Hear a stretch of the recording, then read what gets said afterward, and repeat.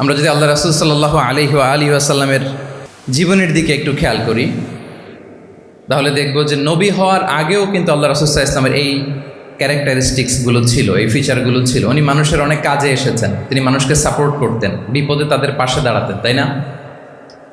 তিনি তো অফিসিয়ালি 40 বছর বয়সে নবী হলেন, যদিও আল্লাহর এলেমে তিনি অনেক আগে থেকেই নবী। কিন্তু দুনিয়াতে আল্লাহ রাসূল সাল্লাল্লাহু আলাইহি ওয়াসাল্লাম যখন 40 বছর বয়সে উপনীত হলেন, তখনই তো হেরা গুহায় নাজিল হলো, ইকরা বিসমি রাব্বিকাল্লাযী খালাক, read in the name of your lord who has created. এই যে 5টা আয়াত নাজিল হলো, উনি নিয়ে আসলেন, কাঁপতে লাগলেন। খাদিজা রাদিয়াল্লাহু তাআলা আনহার কাছে বললেন যে মনে হয় আমি মারা যাব, আমাকে কম্বল চাপা দাও, আমার ভয় লাগছে, আমি কাঁপছি। তখন খাদিজা রাদিয়াল্লাহু তাআলা আনহা ওনাকে আশ্বস্ত করলেন, ওয়াল্লাহি লা ইউখজিকাল্লাহু আবাদা, আপনি ভয় পাবেন না, আল্লাহ আপনাকে অপদস্থ করবেন না। ইন্নাকা লা তাসিলুর রাহিমা ওয়া তাসদুকুল হাদিসা, নিশ্চয় আপনি আত্মীয়তার সম্পর্ককে বজায় রাখেন, আপনি সবসময় সত্য কথা বলেন। ওয়া তাহমিলুল কাল্লা, আপনি মানুষের বোঝা বয়ে দেন। ওয়া তাকসিবুল মা'দুমা, যার উপার্জন করার কোনো সক্ষমতা নেই তার জন্য আপনি উপার্জন করেন, তাকে আপনি ফিনান্সিয়াল সাপোর্ট করেন। ওয়া তাকরিউদ দাইফা, আপনি মেহমানকে খাওয়ান। ওয়া তুঈনু আলা নাওয়াইবিল হক, সত্য যেখানে বিপন্ন সেখানে আপনি সত্যের বীর সেনানী হয়ে দাঁড়িয়ে যান। তো এই ফিচার যাদের মধ্যে থাকে এমন ব্যক্তিত্বকে আল্লাহ তাআলা কখনোই অপমান করতে পারেন না। আপনি চিন্তিত হবেন না, ডোন্ট ওয়ারি অ্যাবাউট ইট, কোনো ভয় নাই, কোনো চিন্তা নাই, আপনি আশ্বস্ত হন। তাহলে দেখেন, এই যে 6টা গুণের কথা খাদিজা রাদিয়াল্লাহু তাআলা আনহা বললেন, এগুলো কিন্তু রাসূল সাল্লাল্লাহু আলাইহি ওয়াসাল্লাম নবী হওয়ার আগের গুণ। অর্থাৎ 40 বছর বয়সে তিনি উপনীত হওয়ার আগেই ওনার এই অভ্যেস ছিল যে উনি অন্যের বোঝা বইয়ে দিতে হেল্প করতেন, মানুষকে সাপোর্ট করতেন। যার উপার্জন করার সুযোগ নাই, ক্ষমতা নাই, তাকে তিনি উপার্জন করে দিতেন, মানে তাকে ফিনান্সিয়ালি সাপোর্ট করতেন, মেহমান খাওয়াতেন। তার মানে নবী হওয়ার আগেই উনি জনকল্যাণমূলক কাজে নিজেকে সম্পৃক্ত রেখেছেন। মানুষকে তিনি সাপোর্ট করতেন, মানুষকে হেল্প করতেন, উনি মানুষের কাজে লাগতেন। আর যে মানুষের কাজে লাগে, মানুষের উপকারে আসে, জনকল্যাণমূলক কাজে নিজেকে সম্পৃক্ত রাখে, বাই ডিফল্ট সে নেতা, বাই ডিফল্ট সে কি নেতা হয়ে যায়। তাহলে to serve before to lead, নেতৃত্ব এটা আসলে পজিশনের সাথে সম্পৃক্ত না, ইটস অল অ্যাবাউট ইনফ্লুয়েন্স। আপনার বাবা নেতা ছিল, আপনি ছেলে, তো আপনি নেতা, এটাকে নেতৃত্ব বলে না। আপনি যদি মানুষকে প্রভাবিত করবার ক্ষমতা হাসিল করেন, মানুষের কাজে আসেন, আপনাকে যদি সমাজে কাজে লাগে, আপনি মানুষকে সাপোর্ট করেন, তখন আপনি নেতা হয়ে ওঠেন। তাহলে রাসূল সাল্লাল্লাহু আলাইহি ওয়াসাল্লামের লিডারশিপটা যদি বুঝতে হয়, প্রথম কথা হচ্ছে ওনার লিডারশিপের প্যাটার্নটা ছিল সার্ভেন্ট লিডারশিপ, মানে সার্ভিস দেওয়ার মধ্য দিয়ে উনি নেতা বনে গেছেন। নবী হওয়ার আগেই ওনার মধ্যে এই ট্রেড ছিল, উনি মানুষকে সার্ভিস দিতেন।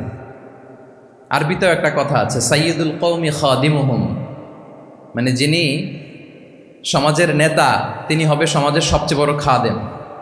যিনি নেতা হবেন তিনি সমাজের সবচেয়ে বড় কি হবেন? খাদেম হবেন।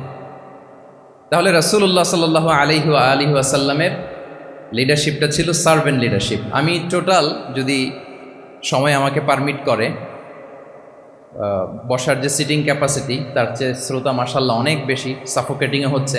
যদি আপনারা অধৈর্য না হয়ে যান, মোট 12টা পয়েন্ট আলোচনা করবার চেষ্টা করবো ইনশাআল্লাহ। তাহলে প্রথম পয়েন্টটা হচ্ছে, আমি আবার মাঝে মাঝে একটু জিজ্ঞেস করব, দেখবো যে আছেন কিনা আমার সাথে। প্রথম পয়েন্টটা কি? এই তো বলতে পারছে একজন, সবাই বলি প্রথম পয়েন্টটা কি? সার্ভেন্ট লিডারশিপ, মানে to serve before to lead. নেতা হওয়ার আগে খাদেম হইতে হবে। কি হইতে হবে? খাদেম হইতে পারলে আপনি বাই ডিফল্ট কি? নেতা। তাহলে আল্লাহ রাসূল সাল্লাল্লাহু আলাইহি ওয়াসাল্লামের নেতৃত্বের প্রথম কথা হচ্ছে ওনার লিডারশিপ প্যাটার্নটা ছিল সার্ভেন্ট লিডারশিপ। এটা হচ্ছে নাম্বার 1। 2 নম্বর কথা হচ্ছে, নেতৃত্বের জন্য যেটা লাগে সেটা হচ্ছে কম্পিটেন্স। কিছু কম্পিটেন্স লাগে, এর মধ্যে অন্যতম কম্পিটেন্স হচ্ছে অ্যালোকুয়েন্স, বাগ্মিতা, বক্তব্যের পারঙ্গমতা, এটা লাগে। মানে যিনি নেতা হবেন তিনি কথা বলতে জানতে হবে, কথা বলতে পারতে হবে। এবার বলেন তো, আল্লাহ রাসূল সাল্লাল্লাহু আলাইহি ওয়াসাল্লামের এই কোয়ালিটিটা ছিল কি ছিল না? অসাধারণ কমিউনিকেশন স্কিল ছিল আল্লাহ রাসূল সাল্লাল্লাহু আলাইহি ওয়াসাল্লামের। এবং ওনার পাবলিক স্পিকিংয়ের যে কি দক্ষতা, আমরা ওনার বিভিন্ন বক্তব্যে, ওনার জুমার খুতবায়, ওনার বিভিন্ন আলোচনায়, বক্তব্যগুলো থেকে আমরা বুঝতে পারি।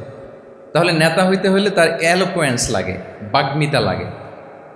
একজন মানুষ সর্বপ্রথম কোন জিনিসের প্রেমে পড়ে জানেন? কথার প্রেমে পড়ে। কিসের? কথার প্রেমে পড়ে। কথার ধরন, কণ্ঠস্বর, তার অ্যাটিটিউড, তার শব্দের জাদু, এটা মানুষের হৃদয়কে জয় করে ফেলে। আল্লাহ রাসূল সাল্লাল্লাহু আলাইহি ওয়া আলিহি ওয়াসাল্লাম তিনি নিজেও বলেছেন, ওয়া ইন্না মিনাল বায়ানি লা সিহরা, কিছু কিছু বক্তব্যের মধ্যে জাদু আছে।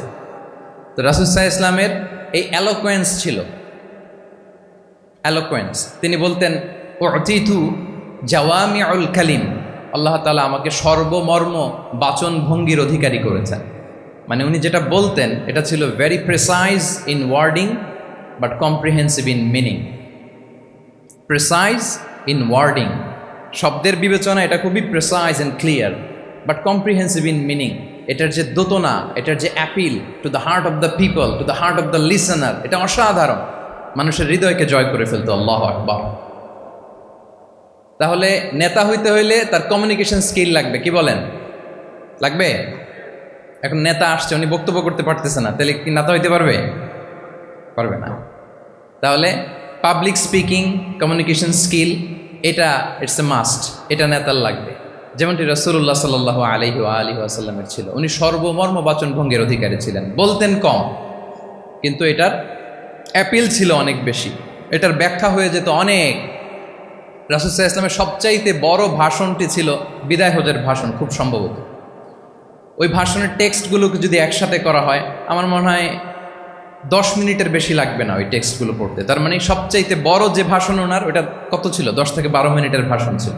আমরা তো ঘন্টার পর ঘন্টা বক্তব্য করি, তারপরেও তো আমরা মানুষের মনকে খুশি করতে পারি না।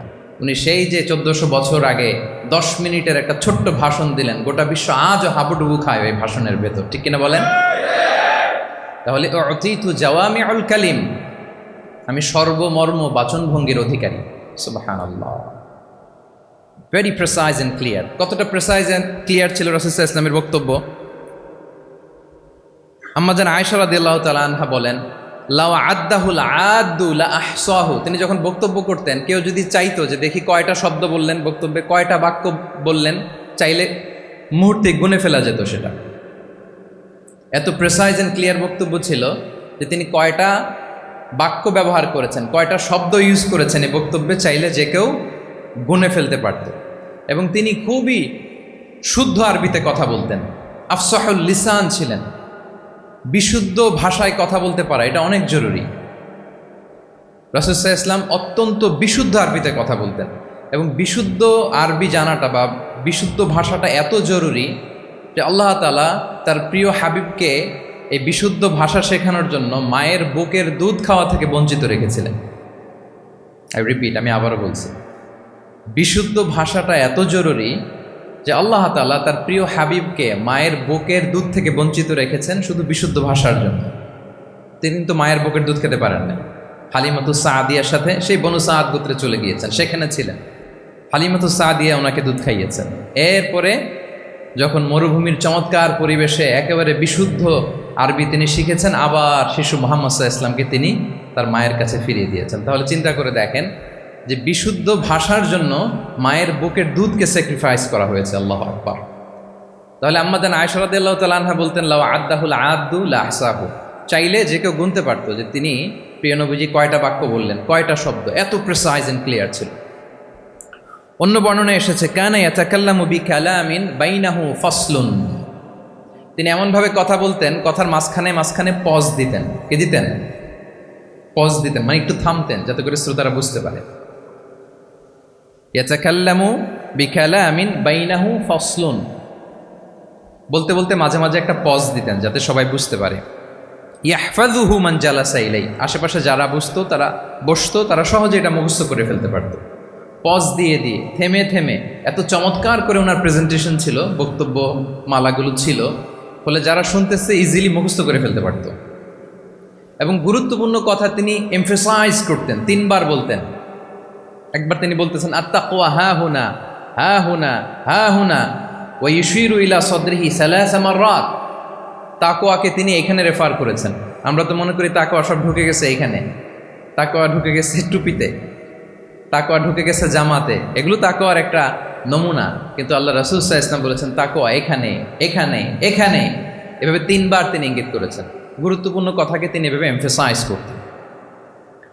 মাঝে মাঝে এমন আবেগঘন বক্তব্য উপস্থাপন করতেন, সাহাবারা অশ্রুসিক্ত হতো। ওয়াজিলাত মিনহাল কুলুব যারাফাত মিনহাল উয়ুন, সাহাবারা বলতেন যে আমরা অশ্রুসিক্ত হতাম, আমাদের হৃদয় বিগলিত হতো। এত চমৎকার মর্মস্পর্শী বক্তব্য তিনি করতেন। এটা প্রেক্ষাপটের আলোকে। আবার যুদ্ধের ময়দানে যখন কমান্ড করতেন তখন আলা সৌতু ওয়াশতাদ্দা গদাবু, তিনি রেগে যেতেন, উঁচু কণ্ঠে তিনি কথা বলতেন, মনে হচ্ছে একজন সেনাবাহিনীর কমান্ডার তার ব্যাটালিয়নকে কমান্ড করছেন। আল্লাহু আকবার। তাহলে বক্তব্যের যত দিক হতে পারে, স্লো মোশনে, খুব তেজস্বী বক্তব্য, খুব জ্বালাময়ী বক্তব্য, আবার মর্মস্পর্শী বক্তব্য, সব ধরনের বক্তব্য তিনি করতেন। সুবহানাল্লাহ। তাহলে অ্যালোকোয়েন্স, 2 নাম্বার হচ্ছে অ্যালোকোয়েন্স। কম্পিটেন্সের খুব গুরুত্বপূর্ণ একটা অংশ হচ্ছে অ্যালোকোয়েন্স, বাগ্মিতা। এটা একজন নেতার থাকা চাই। কি বলেন? একজন নেতার এরকম বক্তব্য দিতে জানতে হবে না? আল্লাহ রাসূল সাল্লাল্লাহু আলাইহি ওয়া সাল্লাম তিনি ঠিক এইভাবে বক্তব্য করতেন। মাঝে মাঝে তিনি ইমোশনাল ইন্টেলিজেন্স ইউজ করতেন, মানে আবেগ অনুভূতিকে নাড়িয়ে দিয়ে শ্রোতাকে প্রভাবিত করে ফেলা। স্পিরিচুয়াল ইন্টেলিজেন্স বা ইমোশনাল ইন্টেলিজেন্স তিনি বক্তব্যের মধ্যে ব্যবহার করতেন। এমনভাবে তিনি নাসিহাত করতেন, এমনভাবে কথা বলতেন, মানুষের আবেগ অনুভূতিকে তিনি নাড়িয়ে দিতেন। আল্লাহু আকবার। ছোট্ট একটা উদাহরণ এখানে আমি হাজির করি। আপনারা হুনাইনের যুদ্ধের কথা নিশ্চয়ই শুনেছেন। কত হিজরিতে হয়েছিল? হ্যাঁ, আজকে তো অনেক পুরস্কার বিজয়ীদেরকে দেখলাম আমরা, মাশাআল্লাহ। কত? 8ম হিজরি। তার মানে মক্কা বিজয়ের ইমিডিয়েট পরেই, কয়েক সপ্তাহ পরেই তো হুনাইনের যুদ্ধ হয়েছিল। তো এই হুনাইনের যুদ্ধে অনেক ওয়ার বুটিজ মুসলমানদের করতলগত হয়েছিল, মানে অনেক গানিমাত, অনেক সম্পদ ওনারা যুদ্ধ শেষে যুদ্ধলব্ধ সম্পদ হিসেবে পেয়েছিলেন। 24,000 উট। কত উট? 24,000 উট, প্রায় 40,000 ভেড়া। এত পরিমাণ গনিমত যখন রাসূল সাল্লাল্লাহু আলাইহি ওয়াসাল্লাম পেলেন, তিনি এগুলো বন্টন করতে শুরু করলেন। কিন্তু রাসূল সাল্লাল্লাহু আলাইহি ওয়াসাল্লাম তিনি বন্টন করতে যে আনসারি সাহাবীদেরকে, অর্থাৎ মদিনার যে সাহাবারা, তাদেরকে কিছুই দিলেন না, বরং তিনি মক্কার সাহাবাদেরকে দিলেন, অন্যান্য গোত্রের লোকদেরকে দিলেন, আশেপাশের সবাইকে দিলেন, কিন্তু দিলেন না কাদেরকে? আনসারি সাহাবীদের। ফলে এত বিশাল ওয়ার বুটিজ, এর মধ্যে থেকে কিছুই আনসারিরা পেল না। ওনাদের মধ্যে ক্ষোভের জন্ম নিল, ওনাদের মধ্যে একটু অসন্তোষ তৈরি হলো, ক্ষোভের জন্ম হলো, এবং ক্ষোভ থেকে ওনারা সমালোচনা করতে আরম্ভ করলেন আল্লাহ রাসূল সাল্লাল্লাহু আলাইহি ওয়াসাল্লামের। এবং সমালোচনা করতে করতে এটা এমন পর্যায়ে চলে গেল, এক পর্যায়ে তারা বলতে আরম্ভ করলো যে আমরা ওনার জন্য জান দিলাম, জীবন দিলাম, আজকে উনি এত সম্পদ পেয়ে সব নিজ এলাকার লোকদের মাঝে বন্টন করে দিল, এটা কি ঠিক করলো উনি? আল্লাহ তাআলা আল্লাহর নবীকে ক্ষমা করুক, আল্লাহ তার রাসূলকে ক্ষমা করুক। মানে কেমন যেন রাসূল একটা ভুল করে ফেলছেন, রাসূল সাল্লাল্লাহু আলাইহি ওয়াসাল্লাম ওনাদেরকে দিতে বাধ্য ছিলেন, এটা যেহেতু দেন নাই, আল্লাহ তার রাসূলকে ক্ষমা করুক, এরকম একটা কথা তারা বলে ফেললেন। তো এটা তো অনেক বড় কথা। আল্লাহ রাসূল সাল্লাল্লাহু আলাইহি ওয়াসাল্লাম যখন এই কথা শুনলেন, তখন তিনি আনসারি সাহাবীদেরকে জড়ো করে একটা গেট টুগেদার করে এমন ইমোশনালি ওনাদেরকে কাবু করলেন, ইমোশনাল ইন্টেলিজেন্স ইউজ করলেন। এখানে তারা এসেছিল ক্ষোভ নিয়ে, অসন্তোষ নিয়ে, পরে সবাই কান্না করে রাসূল সাল্লাল্লাহু আলাইহি ওয়াসাল্লামের কাছে ক্ষমা চেয়ে সেই মজলিস থেকে উঠতে বাধ্য হয়েছে। তিনি সবাইকে ডেকে বললেন, ইয়া মা'আশারাল আনসার আলাম আতিকুম দুল্লালান ফাহাদাকুমুল্লাহ ওয়া আলাতান ফাআগনাকুমুল্লাহ ওয়া আ'দাআন ফাআল্লাফাল্লাহু বাইনা কুলুবিকুম। চমৎকার চমৎকার এক্সপ্রেশন, যে ওহে আনসাররা, আমি কি তোমাদেরকে পথভ্রষ্ট পাইনি, পথহারা পাইনি? আমার ওসিলায় তোমরা হেদায়েতের দেখা পেয়েছ। আমি কি তোমাদেরকে নিঃস্ব পাইনি? আমার ওসিলায় তোমরা সমৃদ্ধ হয়েছ, সম্পদশালী হয়েছ। আমি কি তোমাদেরকে যুদ্ধরত অবস্থায় পাইনি? আউস খাজরাজ তোমরা তো ফাইট করতেছিলে ইচ আদার, আমি যে তোমাদের মধ্যে সম্প্রীতি আর ভালোবাসার মেলবন্ধনে তোমাদেরকে একত্রিত করে দিলাম। আওয়াজাতুম ফি আনফুসিকুম ফি লুআআতিন মিনাদ দুনিয়া, আর দুনিয়ার সামান্য কিছু জিনিসের কারণে তোমরা মনে কষ্ট পাচ্ছ, যেটা দিয়ে আমি কিছু মুসলিমদের হৃদয়কে আকৃষ্ট করছিলাম। তাআল্লাফতু বিহা কওমান লিউসলিমু ওয়া ওয়াকালতুকুম ইলা ইসলামিকুম, আমি কিছু মুসলিমদেরকে এগুলো দিয়ে তাদের হৃদয়টাকে ইসলামের প্রতি আরও অ্যাট্রাক্টেড করতেছিলাম, আর তোমাদেরকে তোমাদের ইসলামের উপরই আমি ছেড়ে দিয়েছি। আমি জানি আমার আনসাররা তাদের হৃদয়ে যে ইসলাম আছে এটাই তাদের জন্য যথেষ্ট। আমা তারদাউনা আইয়াযহাবান নাসু বিশ-শাতি ওয়াল বাঈর ওয়া তারজিউনা বিরাসূলিল্লাহি ফি রিহালিকুম। Won't you be happy that people go back to their country with sheep and camel and you go back to your country with Rasulullah? Allahu Akbar। তোমরা কি এতে খুশি হবে না মানুষ উট আর ভেড়া নিয়ে তাদের এলাকায় ফিরবে, আর তোমরা আল্লাহর রাসূলকে নিয়ে তোমাদের এলাকায় ফিরবে? এরকম একটার পর একটা ইমোশনালি রাসূল সাল্লাল্লাহু আলাইহি ওয়াসাল্লাম যখন আনসার সাহাবীদেরকে কাবু করতে লাগলেন, ওনারা এমনভাবে কান্নার রোল জুড়ে দিল, এমনভাবে অনুতপ্ত হলো, কাঁদতে শুরু করলো। পরে এরা বলতে আরম্ভ করলো, আমি তো 2-1টা বাক্য বললাম, লম্বা চূড়া মন মাতানো বক্তব্য, হৃদয়স্পর্শী বক্তব্য। তারা বললো, ইয়া রাসূলুল্লাহ, আমরা শুধু আপনাকে পেয়েই খুশি। রাসূল সাল্লাল্লাহু আলাইহি ওয়াসাল্লাম বলেন, গোটা বিশ্বের মানুষ যদি এই পথ ধরে আর আনসারীরা যদি এই পথ ধরে, আমি এই পথ ছেড়ে দিয়ে আনসারীদের পথে হাঁটব। আল্লাহ তুমি আনসারদের ক্ষমা করো, তাদের সন্তানদের ক্ষমা করো, তাদের নাতিদেরকে ক্ষমা করো। এভাবে মর্মস্পর্শী বক্তব্য যখন ইমোশনাল ইন্টেলিজেন্স দিয়ে যখন রাসূল সাল্লাল্লাহু আলাইহি ওয়াসাল্লাম বললেন, সব আনসারী সাহাবারা কাঁদতে আরম্ভ করলেন। সবাই ফাবাকাল কওমু হাত্তা আখদালু লুহাহুম, তাদের প্রত্যেকের দাড়ি ভিজে গেল, এমন কান্না জুড়ে দিল। আল্লাহু আকবার। তাহলে এটা ছিল রাসূল সাল্লাল্লাহু আলাইহি ওয়াসাল্লামের বক্তব্যের মাধ্যমে শ্রোতাদের মাঝখানে প্রভাব সৃষ্টি করার ক্ষমতা। চিন্তা করতে পারেন, হৃদয় কেঁপে ওঠে না এই কথা শুনলে? Won't you be happy people go back to their home with sheep and camel and you take the messenger of Allah with you? মানুষ ছাগল ভেড়া নিয়ে ফিরতেছে, তোমরা তো আল্লাহর নবীকে নিয়ে ঘরে ফিরতেছো। আল্লাহু আকবার। তাহলে এই কম্পিটেন্সটা লাগে একজন নেতা, তিনি এরকম মর্মস্পর্শী বক্তব্য দিতে জানতে হবে। কি বলেন? এটা দরকার আছে না? আচ্ছা, তাহলে রাসূল সাল্লাল্লাহু আলাইহি ওয়াসাল্লামের লিডারশিপ নিয়ে যেহেতু কথা বলছে, প্রফেটিক লিডারশিপ, প্রথমটা বলেছিলাম ওনার লিডারশিপের স্টাইল কি ছিল? এই তো মুখস্থ হয়ে গেছে, মাশাআল্লাহ। আবার লেটস মেক এ নয়েজ। প্রথমটা কি ছিল? Servant leadership. 2 নম্বরে এলোকুয়েন্স, বাগ্মিতা, বক্তব্যের পারঙ্গমতা চাই একজন নেতার মধ্যে, যেটা আল্লাহ রাসূল সাল্লাল্লাহু আলাইহি ওয়াসাল্লামের ছিল, এবং সেখান থেকে আমাদের শেখার আছে, নেয়ার আছে। কিভাবে তিনি বক্তব্য করতেন, কিভাবে জটিল কথাকে সহজ করে উপস্থাপন করতেন, কিভাবে এত চমৎকার করে তিনি ক্রাউড হ্যান্ডেল করতেন। দুটো গেল। 3 নম্বর হচ্ছে আল্লাহ রাসূল সাল্লাল্লাহু আলাইহি ওয়া আলিহি ওয়াসাল্লামের নেতৃত্বের গুণাবলীগুলো যদি আমরা লিস্ট ডাউন করি, 3 নম্বর হচ্ছে কম্পেশন।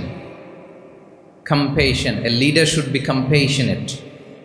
3 নম্বর হচ্ছে কম্পেশন, মানে সফট হার্টেড, দয়াদ্র হৃদয় হতে হবে।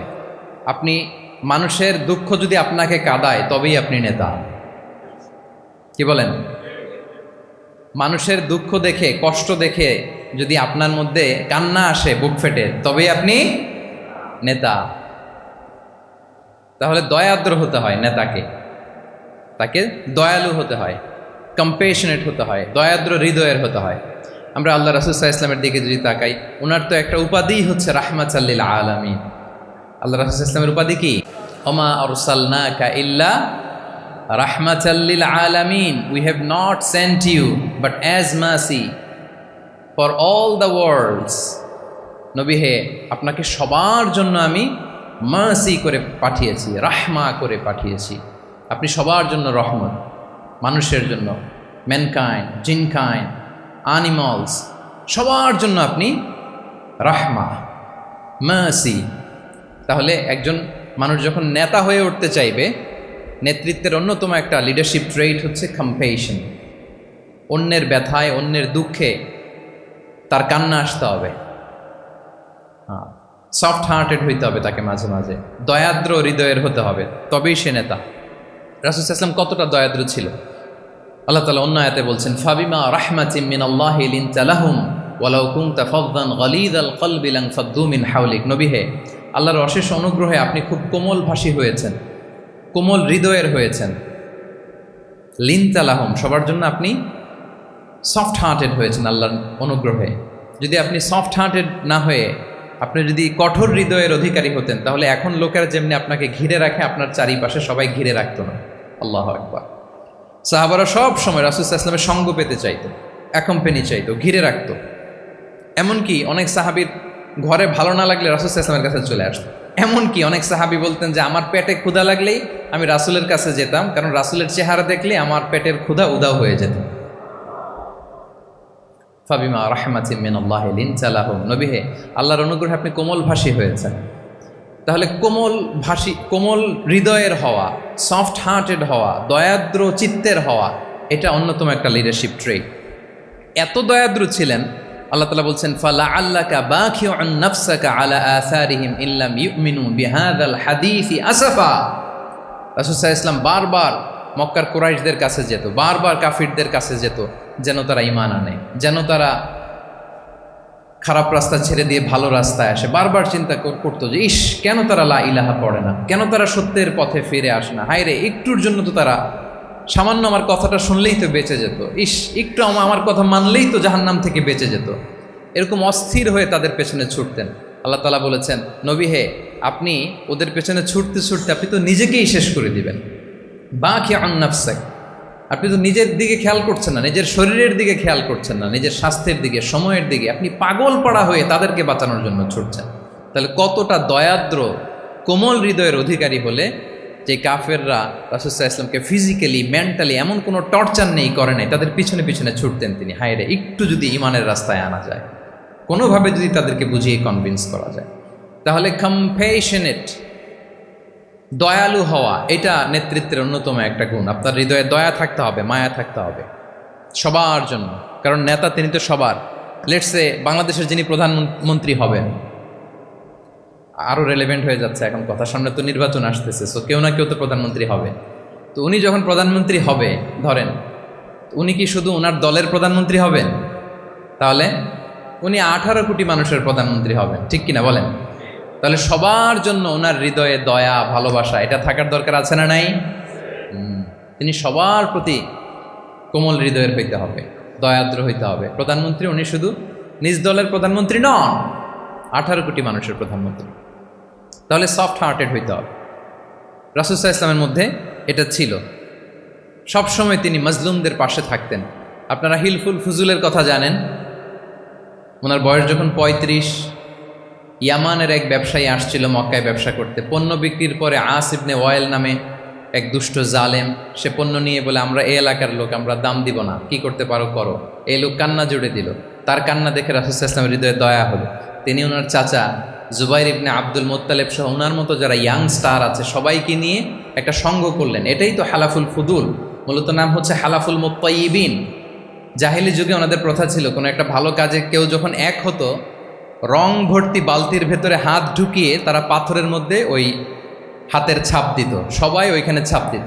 ফলে কাইন্ড অফ কভেনেন্ট, এটা একটা চুক্তির মতো, যে আমরা চুক্তিবদ্ধ হলাম, এগ্রিমেন্ট করলাম যে আমরা সবাই এক। তো রাসূল সাল্লাল্লাহু আলাইহি ওয়াসাল্লাম ওনার মতো ইয়াংস্টারদেরকে নিয়ে এই হালাফুল মুত্তাইয়িবিন বা হালাফুল ফুদুল করেছেন। এবং এটার মূল কথা ছিল, মূল স্লোগান ছিল নাহনু মাআল মাজলুম দিদ্দাল যালিম, আমরা সবসময় মাজলুমের পক্ষে থাকবো, জালিমের বিপক্ষে।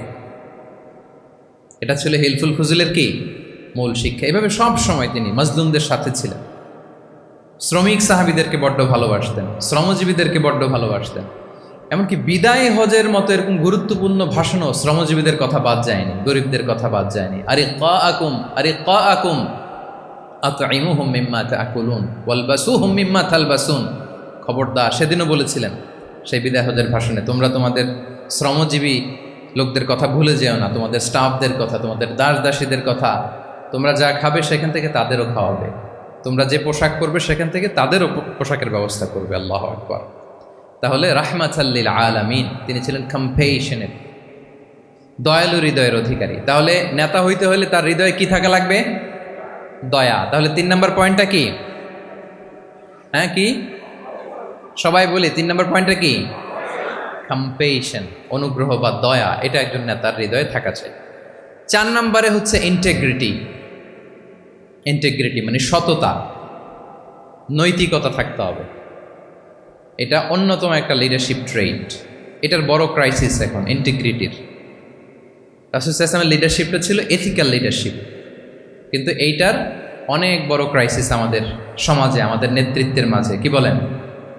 নৈতিকতার ঘাটতি আছে না? নৈতিকতা বিবর্জিত নেতৃত্ব এটা দিয়ে কিছুই হয় না। একটা জাতির ধ্বংসের জন্য নৈতিকতা বিবর্জিত নেতৃত্বই যথেষ্ট। এই জন্য নৈতিকতা লাগবে, ইন্টিগ্রিটি, সততা। আমরা যদি আল্লাহ রাসূল সাল্লাল্লাহু আলাইহি ওয়াসাল্লামের নেতৃত্বের দিকে তাকাই, তাহলে ওনার সততা, ওনার সত্যবাদিতা, ওনার আমানতদারিতা নিয়ে যদি আমরা একটু সিরাতের পরতে পরতে খেয়াল করি, এমনকি নবী হওয়ার আগে যদি খেয়াল করি, তাহলে দেখব যে মক্কার লোকেরা আল্লাহ রাসূল সাল্লাল্লাহু আলাইহি ওয়াসাল্লামকে আস-সাদিক, আল আমিন উপাধিতে ভূষিত করেছেন। সুবহানাল্লাহ, মানে সত্যবাদী, ট্রুথফুল অ্যান্ড ট্রাস্টওয়ার্দি। স্বয়ং মক্কার লোকেরা, মক্কার মুশরিকরা রাসূল সাল্লাল্লাহু আলাইহি ওয়াসাল্লামকে উপাধি দিয়েছিলেন আল আমিন। কি উপাধি দিয়েছিলেন? আল আমিন। তার মানে কখনো মিথ্যা বলেননি, কখনো আমানতের খেয়ানত করেননি। যখন আয়াত নাজিল হলো ওয়া আনজির আশিরাতাকাল আকরাবিন, হে নবী আপনি আপনার নিকট আত্মীয়দেরকে সতর্ক করুন জাহান্নামের আযাবের, তিনি সাফা পাহাড়ের চূড়ায় উঠে গেলেন, ডাকতে আরম্ভ করলেন, ও মক্কার লোকেরা, ও আমার আত্মীয়রা, আমি যদি বলি এই পাহাড়ের পেছনে একদল ঘোড়সাওয়ার সশস্ত্র ব্যাটালিয়ন তোমাদেরকে এখনই অ্যাটাক করবে, তোমরা কি বিশ্বাস করবে? আকুনতুম মুসাদ্দিকিয়া, আমার কথা বিশ্বাস করবে? মক্কাবাসী এক বাক্যে কি বলেছিল জানেন? তারা বলেছিল নাম, অবশ্যই বিশ্বাস করবে। আমি যদি বলি তোমাদেরকে অ্যাটাক করার জন্য প্রস্তুত একদল ঘোড়সাওয়ার, বিশ্বাস করবে? আকুনতুম মুসাদ্দিকিয়া, সবাই কি বলেছিল? নাম, অবশ্যই বিশ্বাস করব। কেন বিশ্বাস করবে? বলে যে মা জাররাবনা আলাইকা ইল্লা সিদকা, we have never ever experienced a single lie from you in our life. আমরা জীবনে কোনোদিন তোমার মিথ্যা বলতে শুনি নাই। আল্লাহু আকবার। তাহলে দেখেন এই বাক্যটার ওজন কত দেখেন, মা জাররাবনা আলাইকা ইল্লা সিদকান, আমরা কখনো তোমার থেকে মিথ্যা শুনি নাই। তার মানে এক বাক্যে রাসূল সাল্লাল্লাহু আলাইহি ওয়াসাল্লামের বিগত 40 বছরের হিস্ট্রি ফুটে উঠছে। কি বলেন? বিগত 40 বছরের হিস্ট্রি এই বাক্যে আছে না নাই? মা জাররাবনা আলাইকা ইল্লা সিদকান, আমি তো কোনোদিন মিথ্যা শুনি নাই তোমার জবান থেকে, তো কেন বিশ্বাস করব না? কি নিঃসংকোচ স্বীকৃতি এলাকার লোকদের, জীবনে আমরা কোনোদিন তোমার মুখ থেকে মিথ্যা শুনি নাই, তো তুমি যদি বলো যে ঘোড়সাওয়ার অ্যাটাক করার জন্য রেডি, অবশ্যই বিশ্বাস করবো, তুমি সত্যবাদী। আল্লাহু আকবার। এইটা আমাদের সমাজে অনেক বড় ক্রাইসিস, আমানতদারিতা, ট্রাস্টওয়ার্দিনেস। যত বড় নেতা দেখা যায় তত বেশি দুর্নীতিগ্রস্ত, ঠিক কিনা বলেন? যত বড় নেতা তত বেশি টাকা পাচার করার রেকর্ড তার বেশি, ঠিক কিনা? মানে উল্টা হয়ে গেছে, যেটা সবচেয়ে ইন্টিগ্রিটি বেশি দরকার ছিল এটা আমাদের কম। সো এখান থেকে আমাদের শিখতে হবে, অনেক কিছু রিভাইজ করতে হবে আমাদেরকে। এই যে নতুন বাংলাদেশের চমৎকার সময় এসেছে, আর 54 বছরও হয়তো আমরা এই সুযোগ পাবো না, ঠিক কিনা? এজন্য আমাদেরকে শিখতে হবে রাসূল সাল্লাল্লাহু আলাইহি ওয়াসাল্লামের যে ইন্টিগ্রিটি, ওনার যে ট্রাস্টওয়ার্দিনেস, এই আমানতদারিতা থেকে আমাদেরকে শিখতে হবে। আমাদের নেতাদেরকেও আমানতদার হইতে হবে, প্রিয় ভাইয়েরা। তাহলে নেতাকে আস্থার জায়গা তৈরি করে নিতে হয়। রাসূল সাল্লাল্লাহু আলাইহি ওয়াসাল্লাম এটা ধীরে ধীরে তৈরি করেছেন।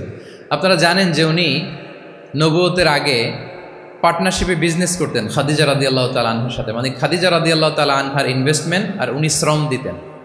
তো উনি সিরিয়াতে গিয়েছেন পণ্য নিয়ে, মালামাল নিয়ে। ওনার ব্যবসা বাণিজ্যের ধরন কেমন এটা দেখবার জন্য খাদিজা রাদিয়াল্লাহু তাআলা আনহা ওনার এক বান্ধবীকে পাঠিয়েছিলেন ওই ক্যারাভ্যানে, ওই কাফেলায়। নাম ছিল মাইসারা। কি নাম? মাইসারা। তো মাইসারাকে বলেছে, মাইসারা তুমি দেখবা যে টাকা পয়সা আবার উল্টাপাল্টা করে কিনা, ঠিকঠাক মতো ব্যবসা করে কিনা, আমার huge investment, on behalf of me তুমি এই ক্যারাভানে থাকবে আর দেখবে যে মোহাম্মদ ঠিকঠাক বিজনেসটা করে কিনা। আল্লাহু আকবার। মাইসারা এই সফর শেষে এসে খাদিজা রাদিয়াল্লাহু তাআলা আনহার কাছে এমন পজিটিভ রিভিউ দিয়েছে, এই রিভিউ শুনেই খাদিজা রাদিয়াল্লাহু তাআলা আনহা বিষ্ণু ইসলামকে বিয়ে করার জন্য রাজি হয়ে গেছে। আলহামদুলিল্লাহ। মাইসারা এসে রিভিউ দিতে লাগলো যে মোহাম্মদ সে সবার চেয়ে আলাদা সাল্লাল্লাহু আলাইহি ওয়াসাল্লাম। তার ওঠা বসা, তার চলন বলন, তার কথন, তার ডিলিংস, তার লেনদেন সব আলাদা, অসাধারণ তিনি। আল্লাহু আকবার, তিনি অসাধারণ। তাহলে মাইসারার রিভিউ শুনে আল্লাহু আকবার খাদিজা রাদিয়াল্লাহু তাআলা আনহা তিনি অবাক হয়ে গেলেন এবং তিনি বিয়ের প্রস্তাব পাঠালেন। রাসূল সাল্লাল্লাহু আলাইহি ওয়াসাল্লামের এই আমানতদারিতায় মুগ্ধ হয়ে কি করলেন? বিয়ের প্রস্তাব পাঠালেন। তাহলে কি পরিমাণে ট্রাস্টওয়ার্দিনেস ওনার ছিল। এবং মজার ব্যাপার, আরও মজার ব্যাপার হচ্ছে মক্কার কুরাইশরা, মক্কার লোকেরা রাসূল সাল্লাল্লাহু আলাইহি ওয়াসাল্লামের কাছে এসে আমানতের সম্পদ গচ্ছিত রাখত। আবু জাহেলের কাছে রাখতো না। উতবা, শাইবা, ওয়ালিদ ইবনে মুগিরা কারো কাছে রাখতো না। খেয়াল করে দেখেন, দল করে আবু জাহেলের, দল করে কার? কিন্তু আমানত রাখে কার বাসায়? কি অবাক করা কাণ্ড না? কর্মী হচ্ছে আবু জাহেলের, কিন্তু আমানতের সম্পদ রাখে কার কাছে? মুহাম্মদ সাল্লাল্লাহু আলাইহি ওয়াসাল্লামের বাসায়। রাসূল সাল্লাল্লাহু আলাইহি ওয়াসাল্লাম যেদিন হিজরত করবেন, উনি সাইয়েদনা আলী রাদিয়াল্লাহু তাআলা আনহুকে অ্যাসাইন করে গিয়েছেন যে আলী, তুমি থাকো, তুমি কয়েকদিন পরে মদিনায় হিজরতে যাবা, আমার কাছে যত আমানতের সম্পদ আছে এগুলো তুমি আগে বিলি করে তারপরে যাবে। রাসূল সাল্লাল্লাহু আলাইহি ওয়া সাল্লাম আবু বকর রাদিয়াল্লাহু তাআলা আনহুকে নিয়ে চলে গেলেন। আলী রাদিয়াল্লাহু তাআলা আনহুর টানা 3 দিন লেগেছে যে ডেপোজিটগুলো রাসূল সাল্লাল্লাহু আলাইহি ওয়াসাল্লামের কাছে ছিল, আমানতের যে জিনিসগুলো ছিল এগুলো বন্টন করতে সাইয়েদনা আলী রাদিয়াল্লাহু তাআলা আনহু 3 দিন সময় নিয়েছেন। 3 দিন, এত পরিমাণ আমানতের সম্পদ রাসূল সাল্লাল্লাহু আলাইহি ওয়াসাল্লামের কাছে ছিল। আল্লাহু আকবার। তাহলে এই আমানতদারিতা, সততা, অনেস্টি, ট্রাস্টওয়ার্দিনেস, এটা অনেক জরুরি নেতৃত্বের জন্য। নেতা হতে চাইলে তাকে আমানতদার হইতে হবে। যদি একজন ট্রু লিডার কেউ হতে চায়, তার মধ্যে আমানতদারিতা চাই। কি চাই? আমানতদার। তাহলে ইন্টিগ্রিটি। 4 নম্বর পয়েন্ট কি ছিল? ইন্টিগ্রিটি। আপনারা বোরিং হচ্ছেন না তো? কষ্ট হচ্ছে? আচ্ছা, 5 নম্বরে হচ্ছে good interaction with followers. Good interaction with followers মানে নেতার তার ফলোয়ারের সাথে কি লাগবে? ভালো ইন্টারাকশন লাগবে, সুন্দর একটা সম্পর্ক লাগবে, ভালো বোঝাপড়া চাই। একজন ভালো নেতৃত্বের বৈশিষ্ট্য হচ্ছে নেতা তার ফলোয়ারের সাথে কি করবে? ইন্টারেক্ট করবে। এখানেই বস আর লিডারের মধ্যে পার্থক্য। বস কি করে? খালি হুকুম, অর্ডার করে শুধু। বসের কাজ হচ্ছে এই ডুজ অ্যান্ড ডোন্টস বলে দেয়, এইটা করা যাবে, ওইটা করা যাবে, মানে অর্ডার করে, ডিরেক্ট করে। কিন্তু লিডার কি করে? গাইড করে, মেন্টরিং করে, ইন্সপায়ার করে, মোটিভেট করে। So here is the difference between leader and boss. তাহলে বসই হওয়া যাবে না। নেতা হইতে চাইলে বসই হওয়া যাবে না। You have to interact with your followers. আপনার ফলোয়ারের সাথে ইন্টারাকশন লাগবে, তবেই আপনি নেতা। আমরা দেখি রাসূল সাল্লাল্লাহু আলাইহি ওয়াসাল্লামের কেমন ইন্টারাকশন ছিল। রাসূল সাল্লাল্লাহু আলাইহি ওয়াসাল্লাম যে কোনো বড় ডিসিশনে সাহাবাদের সাথে কনসালটেশন করতেন, পরামর্শ করতেন, তারপরে সিদ্ধান্ত নিতেন। ওয়াশাবিরহুম ফিল আমর, এই আয়াতের ভিত্তিতে তিনি সবার সাথে কি করে নিতেন? সাহাবাদের সাথে পরামর্শ করে নিতেন।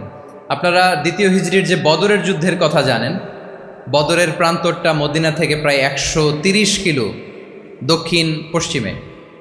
তো ওখানে গেলেন মদিনা থেকে। তিনি যাওয়ার পরে এক জায়গায় তিনি সেনা ক্যাম্প স্থাপন করলেন। স্থাপন করার পরে হাব্বাব ইবনুল মুনজির রাদিয়াল্লাহু তাআলা আনহু তিনি জিজ্ঞেস করলেন, ইয়া রাসূলুল্লাহ, এই যে আপনি এই জায়গায় বদরের প্রান্তরে সেনা শিবির স্থাপন করলেন, সেনা ক্যাম্প স্থাপন করলেন, এটা কি আল্লাহর দেখিয়ে দেয়া কোনো জায়গা নাকি আপনার ইচ্ছায়? তিনি বললেন, আমানজিলান আনসালাকাল্লাহু লাইসা লানা আন নাতাকদ্দামাহু ওয়ালা নাতাআখারা আনহু। এটা কি একেবারে ফিক্সড আল্লাহর পক্ষ থেকে ওহী যে এখানেই সেনা শিবির স্থাপন করতে হবে, নাকি আমহু আর রায়ু ওয়াল হারবু ওয়াল মাকিদা, নাকি এটা যুদ্ধের কৌশল হিসেবে আপনি নিজ থেকে করেছেন? রাসূল সাল্লাল্লাহু আলাইহি ওয়াসাল্লাম বললেন, না, এটা কোনো ওহী না। আমার কাছে মনে হয়েছে, আমার যে অ্যানালিসিস, আমার মনে হয়েছে বদরের যুদ্ধে এখানেই আমাদের পজিশনিংটা হইলে ভালো হয়। হাব্বাব ইবনে মুনজির রাদিয়াল্লাহু তাআলা আনহু বলেন, না, ইদান লাইসা হাযা বিমানজিল ইয়া রাসূলুল্লাহ, তাহলে এইখানে যদি আপনার নিজ থেকে আপনি এটা ডিসাইড করেন, আমি আপনার অনুমতিক্রমে বলতে চাই ইয়া রাসূলুল্লাহ, এইটা সুন্দর জায়গা হয়নি। সুন্দর জায়গা হয়নি? তাহলে কোথায়? হাব্বাব বললেন, ওইখানে, ওই যে বদরের একটা কুয়া আছে, এখানে পানির সোর্স আছে, আমরা যদি ওইখানে একটা ব্লকেট দিয়ে দাঁড়াতে পারি, তাহলে কোরাইশরা এসে আর পানি খেতে পারবে না, ওরা পানি না খেয়েই মরবে, যুদ্ধেও মরবে, পানির অভাবেও মরবে। আল্লাহু আকবার। এক মুহূর্ত দেরি করলেন না রাসূল সাল্লাল্লাহু আলাইহি ওয়াসাল্লাম। এই অপিনিয়ন পাওয়ার সাথে সাথেই বললেন, এই সেনা ক্যাম্প এখান থেকে উঠে হাব্বাব যেখানে বলেছে ওইখানে যে সেনা শিবির স্থাপন করো। 1 সেকেন্ডও দেরি করেন নাই। তাহলে কোনো ইগোইস্টিক ঝামেলা ছিল না, ভেরি অ্যাকোমোডেটিভ ছিলেন রাসূল সাল্লাল্লাহু আলাইহি ওয়াসাল্লাম। আমরা অনেক সময় নতুন কোনো কথা শুনলে, কোনো রিফর্ম শুনলে, শ্রোতাদের মধ্যে থেকে কিছু একটা শুনলে আটকে উঠি, চেঞ্জ করতে চাই না, রিজিড হয়ে থাকে। এই রিজিডিটি রাসূল সাল্লাল্লাহু আলাইহি ওয়াসাল্লামের মধ্যে ছিল না, ভেরি অ্যাকোমোডেটিভ ছিলেন, ইজিলি ওপেন আপ করতে পারেন। মুহূর্তেই বলেন, ঠিক আছে, আমি যেখানে করেছি আসলে ঠিক হয় না। হাব্বাব যেখানে বলেছে সবাই ওখানে যে সেনা ক্যাম্প স্থাপন করো। আল্লাহু আকবার। উনি চাইলে বলতে পারতেন, এই হাব্বাব, তুমি কি আমার চেয়ে বেশি বুঝো? আমি তো নবী, তুমি আমার উম্মাহ, আমার কাছে ওহী আসে। কোনো ধরনের আর্গুমেন্টে না যে সরাসরি রাসূল সাল্লাল্লাহু আলাইহি ওয়াসাল্লাম এটাকে মেনে নিলেন। আল্লাহু আকবার।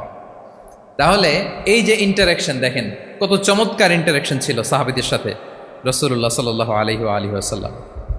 তাহলে good interaction with your followers এটা জরুরি। আমরা যদি খন্দকের ঘটনা দেখি, খন্দকের যে পরীক্ষা খনন করা হয়েছিল এটা কিন্তু কোনো মদিনার বা মক্কার কোনো অ্যারাবিয়ান সাহাবাদের কাছ থেকে এই পরামর্শ আসেনি, এসেছে কার কাছ থেকে? সালমান আল ফারিসি। বাড়ি কই? সেই ইরান, ইয়ামান না, ইরানে। হি ওয়াজ পার্সিয়ান, উনি ইরান থেকে আসছে। ফারিসি, সালমান আল ফারিসি, পারস্য থেকে আসা। ওনার কথা অনুযায়ী তিনি বলছেন এবং বলেছেন সালমান মিন্না আহলাল বাইত, ওনাকে আহলে বাইতের স্ট্যাটাস তিনি দিয়েছেন। আল্লাহু আকবার। তাহলে ইজিলি তিনি সাহাবীদের কাছ থেকে চমৎকার অপিনিয়ন আসলে সেটাকে পিক করতেন এবং তাদের সাথে চমৎকার ইন্টারাকশন ছিল। সাহাবীদের সাথে, ফলোয়ারদের সাথে ওনার কতটা গভীর ইন্টারাকশন ছিল, ছোট্ট একটা হাদিস বলে, হাদিসটা সহিহ মুসনাদে আহমদ ইবনে হাম্বলে এসছে, আমি এই পয়েন্টটা শেষ করছি। রাসূল সাল্লাল্লাহু আলাইহি ওয়াসাল্লামের যুগে এক সাহাবী ছিল, তার নাম ছিল জাহির ইবনে হারাম আল আশজাঈ। জাহির সাহাবীর নাম কি? সবাই বলুন, কি নাম? জাহির রাদিয়াল্লাহু তাআলা। উনি মদিনায় থাকতেন না, উনি মরুপল্লীতে থাকতেন, মানে বেদুইন ছিলেন আর কি। মদিনা তো শহর, সিটি, উনি সিটিতে থাকতেন না, উনি থাকতেন মরুপল্লীতে। ওখানে তিনি অর্গানিক ফলমূল শাকসবজি চাষ করতেন। রাসূল সাল্লাল্লাহু আলাইহি ওয়াসাল্লাম ওনার এই অর্গানিক ফলমূল আর শাকসবজি খুব পছন্দ করতেন। ফলে উনি প্রায়ই সেই মরুপল্লী থেকে রাসূল সাল্লাল্লাহু আলাইহি ওয়াসাল্লামের জন্য অর্গানিক ফ্রেশ ফ্রুট আর শাকসবজি মদিনায় নিয়ে আসতেন এবং এগুলো ফ্রিতে দিতেন রাসূল সাল্লাল্লাহু আলাইহি ওয়াসাল্লামকে অ্যাজ এ গিফট। উপহার হিসেবে রাসূল সাল্লাল্লাহু আলাইহি ওয়াসাল্লামকে মরুপল্লী থেকে চাষ করে আনা ফলমূল শাকসবজি দিতেন, আর কিছু শাকসবজি ফলমূল তিনি মদিনার বাজারে বিক্রি করতেন। তো একবার তিনি এসে রাসূল সাল্লাল্লাহু আলাইহি ওয়াসাল্লামকে অর্গানিক এই ফ্রুটগুলো দিয়ে বাকিগুলো মদিনার বাজারে বিক্রি করতেছেন।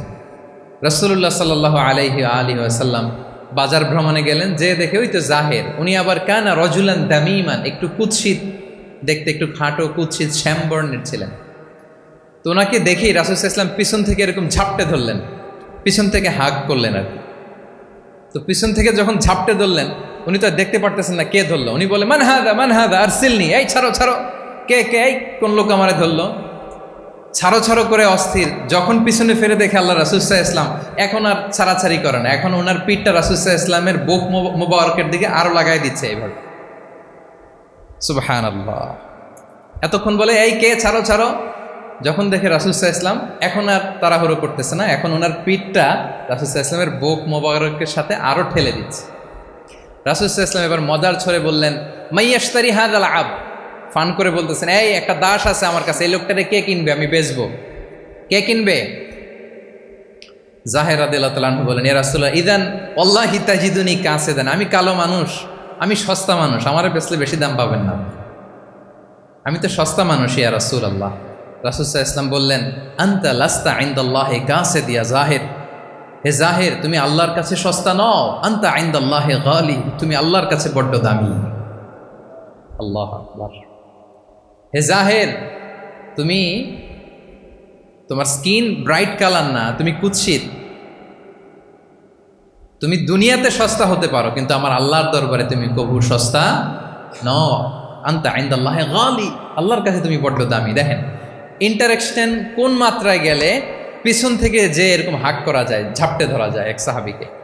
সুবহানাল্লাহ। এরকম গুড ইন্টারাকশন ছিল। অনেক অনেক ভুরি ভুরি সিরাতের পরতে পরতে আপনারা পাবেন যে রাসূল সাল্লাল্লাহু আলাইহি ওয়াসাল্লামের সাথে সাহাবাদের ইন্টারাকশন কত চমৎকার ছিল। তাহলে 5 নাম্বার হচ্ছে গুড ইন্টারাকশন উইথ ফলোয়ার্স। দেখি মনে আছে কিনা। 1 নম্বরে কি ছিল? 2 নম্বরে, 3 নম্বরে কম্প্যাশন, 4 নম্বরে ইন্টিগ্রিটি, 5 নম্বরে মাশাআল্লাহ গুড ইন্টারাকশন উইথ ফলোয়ার্স।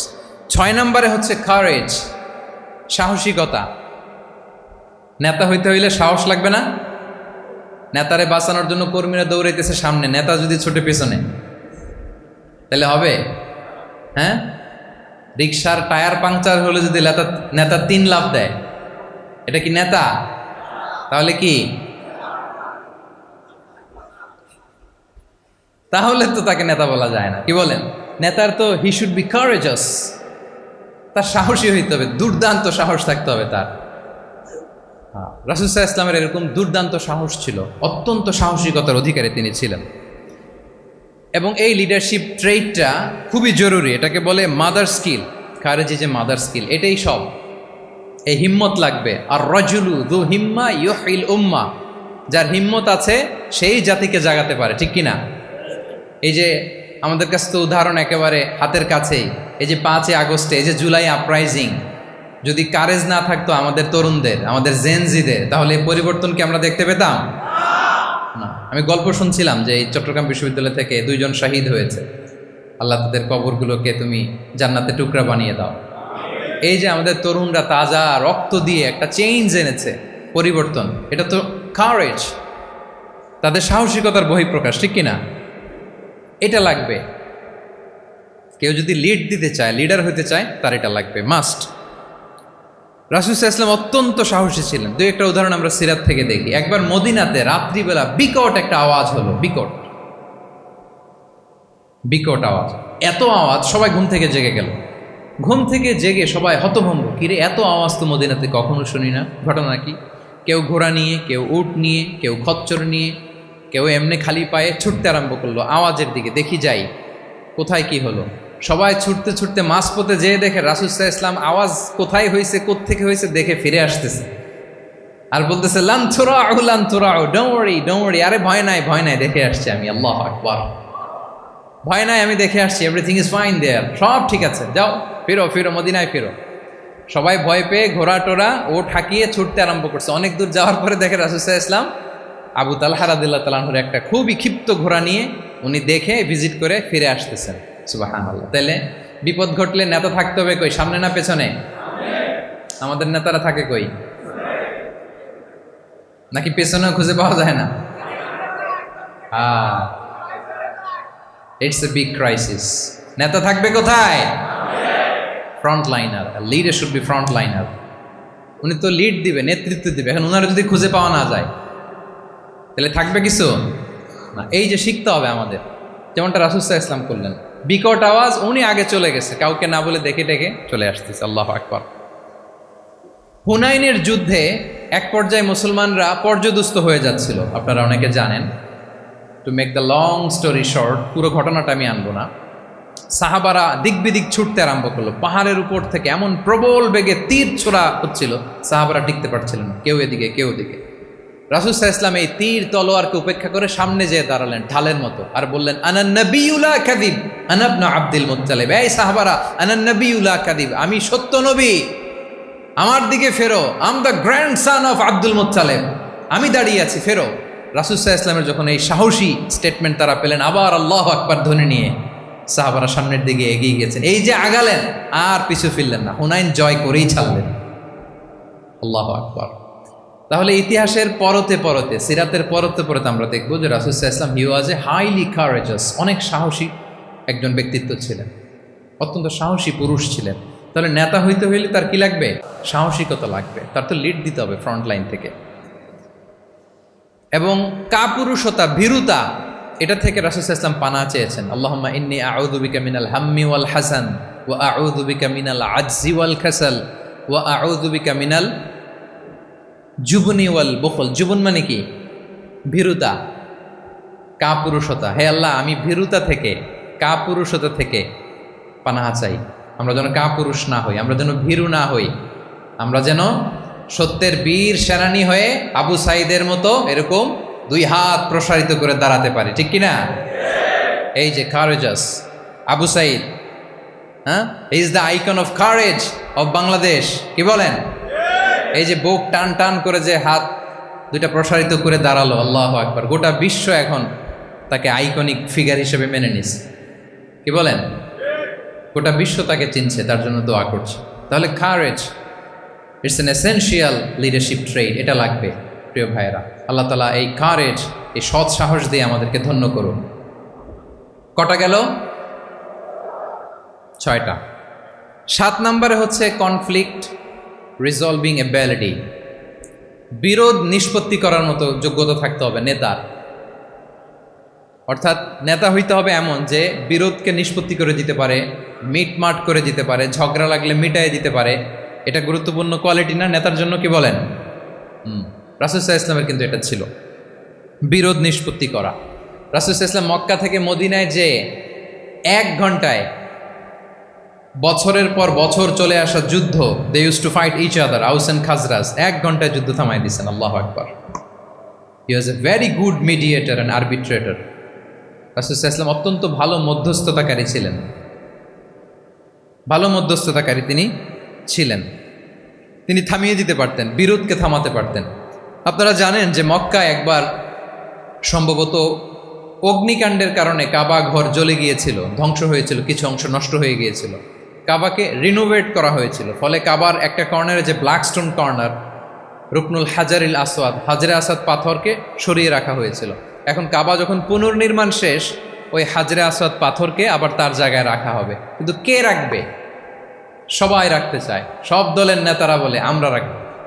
এক দলের নেতা বলে যে আমি রাখবো, এটা অনেক very prestigious and dignified issue, এই প্রেস্টিজ আমরা কাউকে নিতে দিব না। আরেক দলের নেতা বলে না, আমাদের পাওয়ার বেশি, আমরা রাখবো। আরেক দলের নেতা বলে যে না, এটা আমাদেরই। আরেকজন বলে রক্তের গঙ্গা বইয়ে দিব মক্কায়, কিন্তু এই সম্মান হাত ছাড়া হতে দেব না। এখন জাতীয় চার নেতা গেছে চারদিকে, সমাধান তো নাই। পাথর কয়টা? পাথর তো মাত্র একটা। ইন দ্য মিন টাইম রাসূল সাল্লাল্লাহু আলাইহি ওয়াসাল্লাম আসলেন। রাসূল সাল্লাল্লাহু আলাইহি ওয়াসাল্লামকে দেখেই সবাই হ্যাপি, সবাই বলে যা আমিনুন রদিনা বি, এই তো আলামিন আসছে, ওই ফয়সালা করবে। সুবহানাল্লাহ, এই তো আলামিন আসছে, সেই ফয়সালা করে দিবে আমাদের মধ্যে।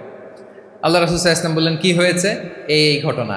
জাতীয় চার নেতা বলে এই পাথর নিয়ে তারা নিজেরা রাখবে, কাউকে দিবেন। রাসূল সাল্লাল্লাহু আলাইহি ওয়াসাল্লাম বললেন ঠিক আছে, একটা চাদর নিয়ে আসো। চাদর নিয়ে আসা হলো।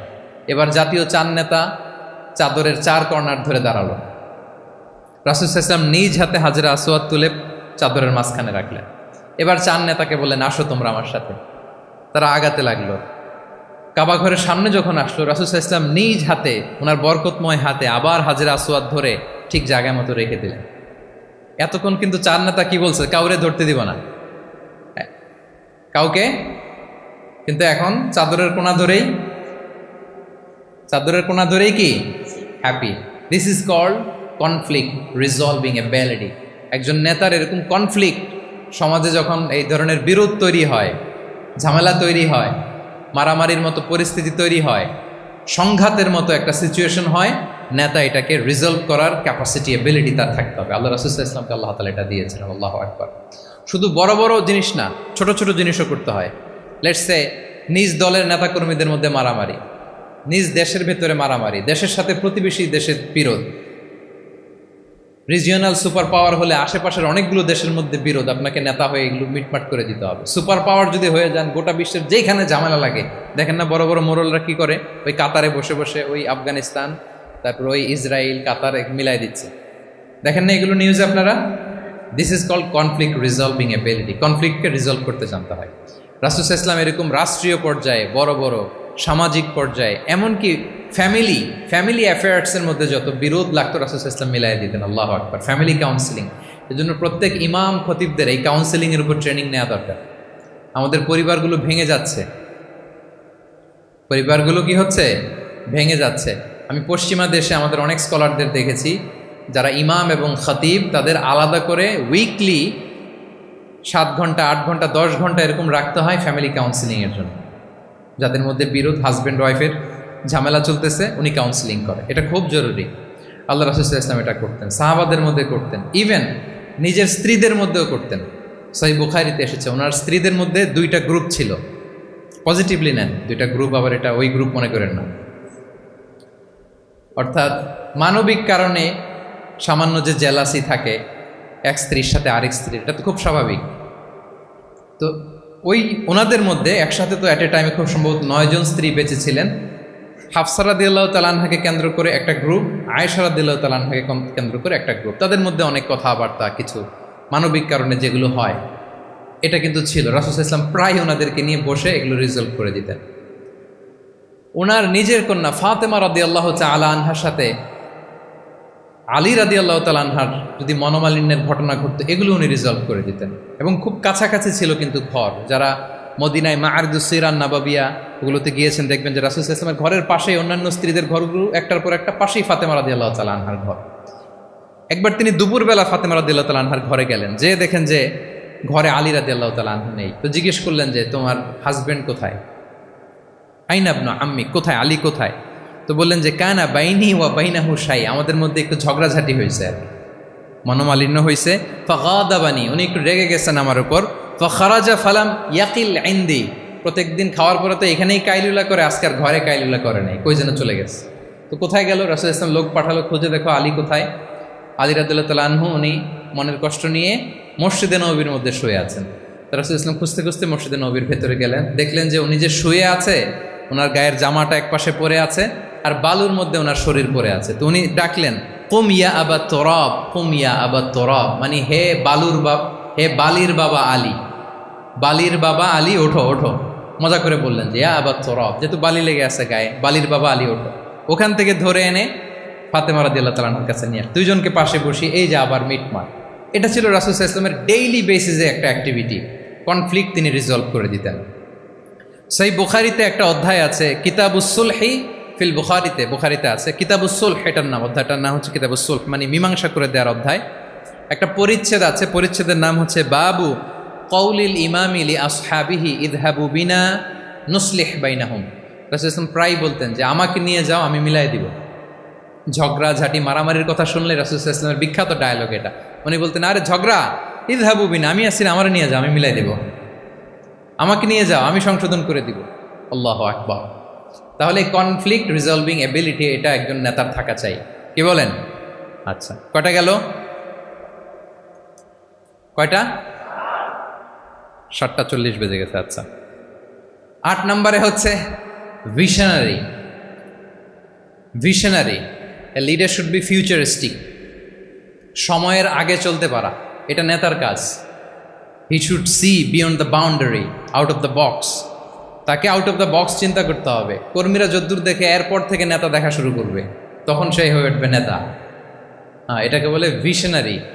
এই ট্রেডটা একটা লিডারশিপ ট্রেড, খুব গুরুত্বপূর্ণ লিডারশিপ ট্রেড, মানে ফারসাইটেডনেস থাকা, দূরদর্শিতা থাকা, ফিউচারিস্টিক অ্যাটিটিউডের হওয়া, সময়ের আগে চলতে পারা, মানে আগ থেকে আন্দাজ করতে পারা। রাসূল সাল্লাল্লাহু আলাইহি ওয়াসাল্লামের মধ্যে এটা ছিল। কেমন ছিল?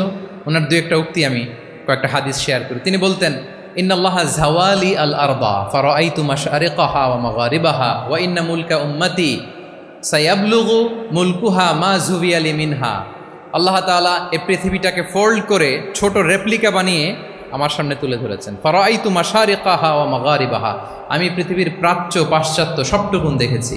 আর আমি যদ্দূর দেখেছি ঠিক তদ্দূর জায়গায় আল্লাহ তাআলা লা ইলাহার বাণী পৌঁছে দিবে। যদ্দূর দেখেছি, ঠিক যদ্দূর দেখেছি তদ্দূর পৌঁছে যাবে ইসলামের সুমহান বাণী। আজকে পৌঁছে গেছে না পৃথিবীতে? পৃথিবীতে এমন কোনো জায়গা আছে যেখানে লা ইলাহার ধ্বনি উচ্চারিত হয় না? এমন কোনো জায়গা নেই। তার মানে ফিউচারিস্টিক। সে 1400 বছর আগের কথা, যে পৃথিবীর আনাচে কানাচে কোথাও বাকি থাকবে না, সব জায়গায় ইসলাম পৌঁছে যাবে। অন্য জায়গায় বললেন লা ইয়াবলাগান্না হাযাল আমরু মা বালাগাল লাইলু ওয়ান নাহার ওয়ালা ইয়াতরুকুল্লাহু বাইতা মাদার ওয়ালা ওয়াবার ইল্লা আদখালাহুল্লাহু হাযাদ দ্বীন। এই ইসলাম যেখানে দিন হয় রাত হয়, পৃথিবীর যেখানে দিন রাত্রি সংঘটিত হয়, সব জায়গায় পৌঁছবে। এমন কোনো কাঁচা ঘর, পাকা ঘর, কোনো জঙ্গল, কোনো পাহাড়, কোনো ভূখণ্ড, এই পৃথিবীতে কোনো এমন কোনো জনপদ থাকবে না যেখানে ইসলামের বাণী পৌঁছবে না। সব জায়গায় পৌঁছে যাবে। আল্লাহু আকবার। তাহলে এটা হচ্ছে ফিউচারিস্টিক অ্যাটিটিউডের ব্যক্তিত্ব হওয়ার কারণে তিনি এমনটি বলেছেন। আগাম বুঝে ফেলতেন, আগাম। আপনারা হুদাইবিয়ার সন্ধির কথা জানেন না? জানেন? হুদাইবিয়ার ট্রিটির কথা শুনেছেন না? 1400 সাহাবা গিয়েছিলেন ওমরা করতে, ওরা ওমরা করতে দিবে না, সন্ধি করো। তো কি সন্ধি? বলে যে রসুলুল্লাহ লেখা যাবে না, মুহাম্মদ রসুলুল্লাহ, নো রসুলুল্লাহ, রসুলুল্লাহ কাটো। সাহাবিরা বলে আমরা কাটতে পারবো না। রাসূল ইসলাম বললেন না না, কেটে ফেলো, কাটা হলো। এই বছর ওমরা করতে পারবো না, সাহাবারা বলে আমরা মানি না। রাসূল ইসলাম বললেন এটাও মেনে নাও। আগামী বছর আসবা ওমরা করতে, থাকতে পারবা মাত্র 3 দিন। কয়দিন? সাহাবিরা বলে অসম্ভব, এটা আমাদের ভূখণ্ড, আমরা যতদিন মনে চায় থাকবো। রাসূল ইসলাম বললেন না না, বাদশে তো না, মেনে নাও। মক্কা থেকে কোনো লোক মদিনায় গেলে আমাদেরকে মক্কায় ফেরত দিতে হবে, কিন্তু মদিনা থেকে কেউ মক্কায় আসলে আমরা ফেরত দেব না। দেখছেন ক্লজগুলো? দেখছেন একটার পর একটা, সবগুলো কাফিরদের পক্ষে যায়। কোনো সাহাবা রাজি হচ্ছেন না, কিন্তু আল্লাহ রাসূল সাল্লাল্লাহু আলাইহি ওয়াসাল্লাম কি বলেন? তিনি কি বললেন? মেনে নাও, রাজি। কারণ সাহাবারা তো অতটুক দেখতে পারতেছে না। বলেন তিনতলা উপর থেকে, তিনতলা ভবন থেকে একজন মানুষ যদ্দূর দেখে, 30 তলা ভবনের উপর থেকে কি ওইরকমই দেখে? কিরকম দেখে? পানোরামিক ভিউ দেখে, সে অনেক বড় করে দেখে। আর তিনতলার উপর থেকেই সামান্য কিছু দেখে। রাসূল সাল্লাল্লাহু আলাইহি ওয়াসাল্লাম অনেক দূর দেখতে পাচ্ছিলেন। তিনি চিন্তা করলেন, কিছু বছর যদি আমাদের মধ্যে দাঙ্গা হাঙ্গামা যুদ্ধ বন্ধ থাকে, আমরা গ্লোবালি ইসলামকে ছড়াই দিতে পারব। শান্তভাবে মদিনাতে একটা স্ট্রং ইসলামিক কমিউনিটি আমরা তৈরি করতে পারবো। আল্লাহু আকবার। এবং তিনি দেখতে পাচ্ছিলেন, ইন্না ফাতাহনা লাকা ফাতহাম মুবিনা, এই হুদাইবিয়ার এই চুক্তি, যেটা আদতে অ্যাপারেন্টলি মনে হচ্ছে সব আমাদের বিপক্ষে যায়, আসলে এইটাই আমাদেরকে ভূমি ধস জয় এনে দিবে। আল্লাহু আকবার। এবং সেটাই হয়েছে। তাহলে নেতার কাজ হচ্ছে, নেতা সময়ের আগে চলবেন, ফিউচারিস্টিক হবেন, যেটাকে আমরা বলি কি ভিশনারি। কি বলি? তাহলে 8 নম্বর পয়েন্টটা কি ছিল? ভিশনারি। 9 নম্বর হচ্ছে রেজিলিয়েন্স। এটা একটা চমৎকার লিডারশিপ ট্রেট। রেজিলিয়েন্স মানে সংকট কাটিয়ে ঘুরে দাঁড়াবার সামর্থ্য, মানে যাকে কেউ থামাতে পারে না। আনস্টপেবল, আনস্টপেবল, কোনো কিছু তাকে থামাতে পারে না। লেগে থাকার মানসিকতা, টিকে থাকার মানসিকতা, সহজে হার না মানা, আবার ঘুরে দাঁড়ানো, এটার বলে রেজিলিয়েন্স। এই ক্যাপাসিটি, এই কোয়ালিটি রাসূল সাল্লাল্লাহু আলাইহি ওয়াসাল্লামের মধ্যে ছিল। হি ওয়াজ আনস্টপেবল, হ্যাভিং আনবিলিভেবল সাবর। কোনো কিছু রাসূল সাল্লাল্লাহু আলাইহি ওয়াসাল্লামকে থামাতে পারে নাই। পেরেছে? বলেন, পেরেছে কেউ থামাতে? ছোটবেলা থেকে স্ট্রাগল করে, একটার পর একটা স্ট্রাগল ফেস করে বড় হয়েছে। জন্মের আগেই তো ওনার পিতাকে আল্লাহ তাআলা উঠিয়ে নিলেন। তার মানে বাবাকে নিজ চোখে এই দুনিয়াতে আমাদের প্রিয় নবীজি দেখে যান নাই। আল্লাহ রাসূল সাল্লাল্লাহু আলাইহি ওয়াসাল্লাম ওনার বাবাকে, পিতাকে দেখছেন? দেখেন নাই। ওনাদের আমেনা এবং আব্দুল্লাহ, ওনাদের সংসার ছিল মাত্র সপ্তাহখানেক, 1 সপ্তাহ সংসার। কয়দিনের সংসার? কয়দিনের? 7 দিনের। এই সপ্তাহখানেকের সংসারেই আল্লাহ তাআলা রাসূল সাল্লাল্লাহু আলাইহি ওয়াসাল্লামকে ওনার মায়ের পেটে পাঠিয়েছেন। আব্দুল্লাহ চলে গেলেন ব্যবসায়, ফিরে আসার পথে ওখানেই মারা গেলেন, ইয়াসরিবে। তার মানে জন্মের আগেই বাবাকে হারালেন, ইয়াতিম হয়ে দুনিয়াতে আসলেন। এরপরে মাকে হারালেন, এরপরে দাদাকে হারালেন, এরপরে চাচাকে হারালেন। Physically, mentally torture, emotionally traumatise করার যত ধরন আছে কাফিররা করেছে। কোনো কিছু রাসূল সাল্লাল্লাহু আলাইহি ওয়াসাল্লামকে থামাতে পেরেছে? বলেন, থামাতে পেরেছে? ওনার লাইফ থ্রেট ছিল। হিজরতের রাতে তো আল্লাহ তাআলা বললেন, আজই যেতে হবে, না হলে হত্যার ষড়যন্ত্র হচ্ছে, ব্ল্যাক ম্যাজিক করা হয়েছে। রাসূল সাল্লাল্লাহু আলাইহি ওয়াসাল্লাম খাসির মাংস, খাসির যে বাজুর মাংস, এটা পছন্দ করতেন। খাইবারে এক ইহুদি নারী এই খাসির মাংসের মধ্যে বিষ মিশিয়ে পয়জন দিয়ে রাসূল সাল্লাল্লাহু আলাইহি ওয়াসাল্লামকে খাইয়েছিল হত্যার জন্য, একটার পর একটা। বলেন, রাসূল সাল্লাল্লাহু আলাইহি ওয়াসাল্লামের মিশন থেকে এক চুল পরিমাণ ওনাকে পেছনে নেওয়া গিয়েছে? He was unstoppable. This is called resilience. একজন নেতার মধ্যে এই রেজিলিয়েন্ট মানসিকতা থাকতে হবে, যে আমাকে কেউ থামাইতে পারবে না, আমরা আমাদের মঞ্জিলে মকসুদে যাবই। হ্যাঁ, আমরা যাবই, আমাদেরকে কেউ থামাতে পারবে না, এই মেন্টালিটির হইতে হবে। এটা হচ্ছে একটা লিডারশিপ ট্রেট, রেজিলিয়েন্ট। 10 নম্বরে হচ্ছে স্ট্র্যাটেজিক লিডারশিপ। নেতার কৌশলী হতে হয়। তার যেই লক্ষ্য, মিশন, ভিশন, এটা সে সুকৌশলে আদায় করে নেবে। নেতাদের কি হইতে হয়? কৌশলী। এটাকে বলে স্ট্র্যাটেজিক লিডারশিপ। এটা রাসূল সাল্লাল্লাহু আলাইহি ওয়াসাল্লামের ছিল। শুধু স্ট্র্যাটেজি নিয়ে, রাসূল সাল্লাল্লাহু আলাইহি ওয়াসাল্লামের স্ট্র্যাটেজি নিয়ে সুদীর্ঘ আলোচনা হতে পারে। আমি 2-1টা স্ট্র্যাটেজির কথা বলি, 2-1টা ওয়ার স্ট্র্যাটেজি। যুদ্ধের ময়দানে উনি কি স্ট্র্যাটেজি অবলম্বন করতেন দেখেন। উনি যুদ্ধের ডিস্ট্রাকশনকে, ক্যাজুয়ালিটি মিনিমাইজ করবার জন্য ওনার নির্দেশনা থাকতো, খবরদার কোনো নারীর গায়ে হাত তুলো না যুদ্ধের ময়দান, শিশুর গায়ে হাত তুলো না, কোনো পাদ্রীর গায়ে হাত তুলো না, উপাসনারত যে সন্ন্যাসীরা আছে তাদের গায়ে হাত তুলো না, ওই এলাকার গবাদি পশুগুলোকে মেরো না, গাছপালা ধ্বংস করো না, যারা তোমাদের বিরুদ্ধে তলোয়ার ধরেনি তাদেরকে অ্যাটাক করো না। আল্লাহু আকবার, হোয়াট এ স্ট্র্যাটেজি! এবং যুদ্ধ চলাকালীন সময়ে সব সৈনিককে উনি এক জায়গায় মোতায়েন করতেন না, সব সৈনিককে এক জায়গায় মোতায়েন করতেন না, 5 ভাগে ভাগ করে নিতেন। ডান পাশে মাইমানা, বাম পাশে মাইসারা, সামনে হচ্ছে মুকাদ্দিমাতুল জাইশ, মাঝখানে কালব, পেছনে খালফ। এইভাবে 5টা ব্যাটালিয়নে ভাগ করে তারপরে তিনি যুদ্ধ পরিচালনা করতেন। What a war strategy! বদরের যুদ্ধে যখন পৌঁছলেন, মক্কা থেকে মদিনা থেকে 130 কিলোমিটার দূরে, দূরে আফসা দেখা যায় মরিচিকার মধ্যে দেখা যায় ওই যে মুশরিকরা ওখানে আসছে, কিন্তু তারা কতজন এটা তো বোঝা যায় না। তো কিছু ছেলে এই মরুভূমিতে থাকে, ওদেরকে পানি সরবরাহ করে। এদেরকে রাসূল ইসলাম জিজ্ঞেস করলেন যে কুরাইশরা যে আসছে তারা সংখ্যায় কত, এটা না জানলে তো উনি ওনার ওয়ার স্ট্র্যাটেজি ঠিক করতে পারবেন না, যুদ্ধের কৌশল। তো এরা বলে নাহনু লা নাদরি, আমরা জানি না কত। এখন এটা কিভাবে তিনি বের করবেন, সংখ্যায় তারা কত, এটা তো আমাকে ফাইন্ড আউট করতে হবে। রাসূল সাল্লাল্লাহু আলাইহি ওয়াসাল্লাম বলেন যে ওরা কি খায়, বলে যে প্রতিদিন উট জবাই করে খায়। তো রাসূল সাল্লাল্লাহু আলাইহি ওয়াসাল্লাম বলেন যে প্রতিদিন কয়টা উট লাগে, বলে যে ইয়াউমান তিসআন ও ইয়াউমান আশরান, 2 দিন হয়েছে আসছে, তো প্রথম দিন দেখলাম 9টা জবাই করছে, আজকে দেখছি 10টা জবাই করছে। রাসূল সাল্লাল্লাহু আলাইহি ওয়াসাল্লাম বললেন ইদান আল কওমু মা বাইনা আত-তিসআমিয়া ওয়াল আলফ, তাহলে ওরা 900 থেকে 1000-এর মধ্যে। সুবহানাল্লাহ। এবার বলেন বদরের যুদ্ধে কুরাইশদের সংখ্যা ছিল কত? আল্লাহু আকবার, হোয়াট এ ওয়ার স্ট্র্যাটেজি। নমুনা দেখে বুঝে ফেলছেন কতজন তারা। এইভাবে রাসূল সাল্লাল্লাহু আলাইহি ওয়াসাল্লাম ওনার স্ট্র্যাটেজি নির্ধারণ করতেন। লোকেশন শেয়ার করতেন না। সুবহানাল্লাহ। কোথায় যাবেন বলতেন না, চলো চলো বলে ছুটতেছেন। কোথায় যাবেন উনি জানেন। অ্যাটাক করবেন এই দিকে, ডান দিকে। অ্যাটাক করবেন কোন দিকে? কিন্তু মদিনা থেকে বের হতেন বাম দিক দিয়ে। অ্যাটাক করবেন উত্তরে, মদিনা থেকে বের হতেন কোন দিক দিয়ে? দক্ষিণ দিক দিয়ে। যে রাতে হিজরত করবেন মদিনা উত্তর দিকে, উনি দক্ষিণ দিকে চলে গেছেন গারে সাউরে 3 দিন থেকে আগে, ওরা যাতে বুঝতে না পারে। সুবহানাল্লাহ। এটা ছিল রাসূল সাল্লাল্লাহু আলাইহি ওয়াসাল্লামের ওয়ার স্ট্র্যাটেজি। এবং সবাই যেই পথে মক্কা থেকে মদিনা যায় উনি কিন্তু ওই পথে যাননি। ক্যারাভেনগুলো, কাফেলাগুলো যেই পথে মক্কা থেকে মদিনা ইউজুয়াল রুট যেটা, যাননি। সাওয়াহেলি পথে, সাগরের পাশ দিয়ে স্পেশাল একজন গাইড ভাড়া করে তিনি গিয়েছেন। আল্লাহু আকবার। This is call strategy. তাহলে স্ট্র্যাটেজিক লিডারশিপ লাগবে, একজন নেতার স্ট্র্যাটেজিক প্ল্যানিং ঠিক করা লাগবে। এটা তাকে সামনের দিকে আগাতে অনেক সহায়তা করবে।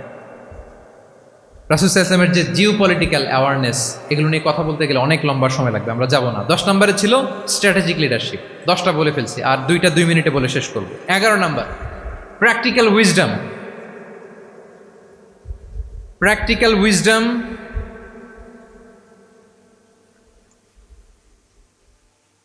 এটা হচ্ছে 11 নম্বর পয়েন্ট। অর্থাৎ প্রজ্ঞা থাকতে হবে। একজন নেতা যে ডিসিশনগুলো সে মেক করবে, এটা প্রজ্ঞায় সুসজ্জিত হইতে হবে। আল্লাহ রাসূল সাল্লাল্লাহু আলাইহি ওয়া আলিহি ওয়াসাল্লামের যতগুলো সিদ্ধান্ত ছিল, কাজ ছিল, কোনোটাই প্রজ্ঞা থেকে খালি ছিল না, সবগুলো ছিল প্রজ্ঞায় সমৃদ্ধ। ভুরি ভুরি উদাহরণ হাজির করা যেতে পারে। আমি 2টা উদাহরণ দিই। মাক্কি জীবনের একটা উদাহরণ দিই, মাক্কান এরার একটা উদাহরণ। রাসূল সাল্লাল্লাহু আলাইহি ওয়াসাল্লাম মক্কাতে নবুয়তের 5ম বৎসরে যখন নও-মুসলিম সাহাবাদের উপর অত্যাচারের মাত্রা মারাত্মক বেড়ে গেল, রাসূল সাল্লাল্লাহু আলাইহি ওয়াসাল্লাম সাহাবাদেরকে হিজরতে পাঠালেন। বলেন তো কোথায় পাঠিয়েছিলেন? সবাই বলুন।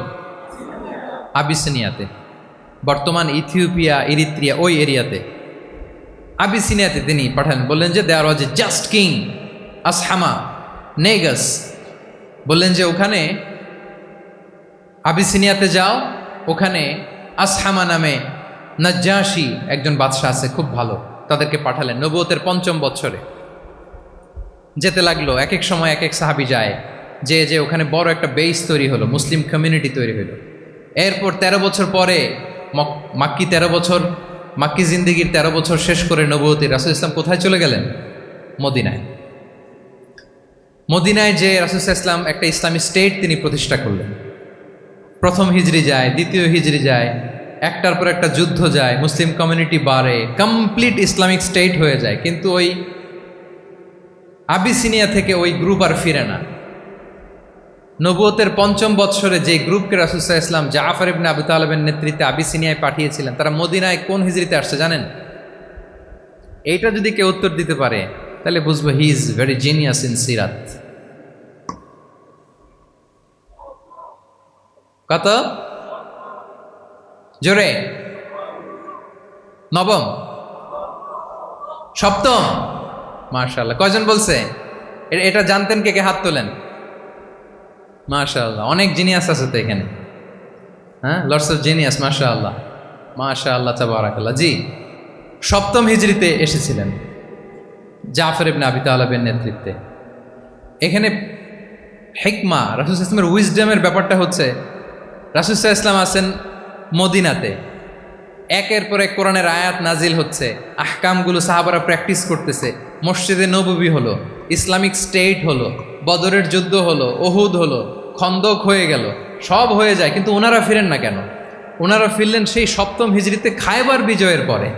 এবং যেদিন জাফর ইবনে আবি তালেব আবিসিনিয়া থেকে সবাইকে নিয়ে ফিরলেন, রাসূল ইসলাম এত খুশি হলেন, উনি বললেন, বি আইয়িহিমা আনা লা আদরি বি আইয়িহিমা আনা আফরাহ বি ফাতহি খাইবার আও বি কুদুমি জাফর।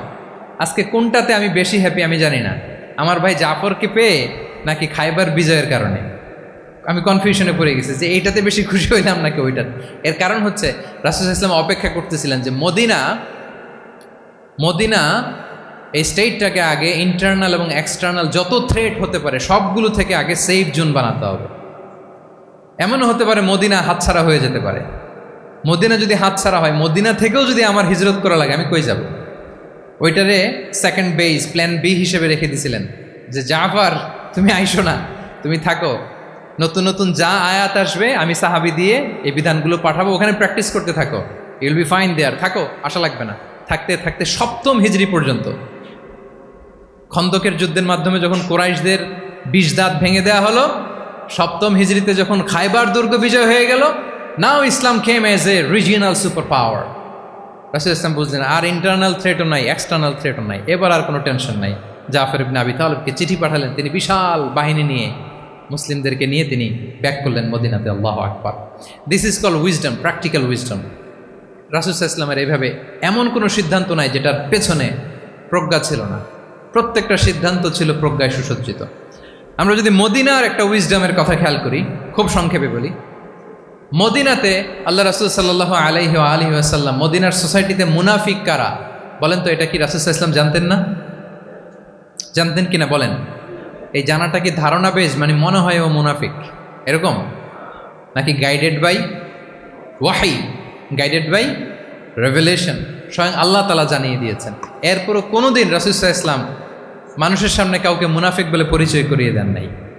মদিনার সোসাইটিতে কেউ জানতো না, বুঝতে পারতো আচরণ মুনাফিকের মতো, কিন্তু রাসূল ইসলাম কখনো বলেন নাই যে ও মুনাফিক। কখনো বলছেন?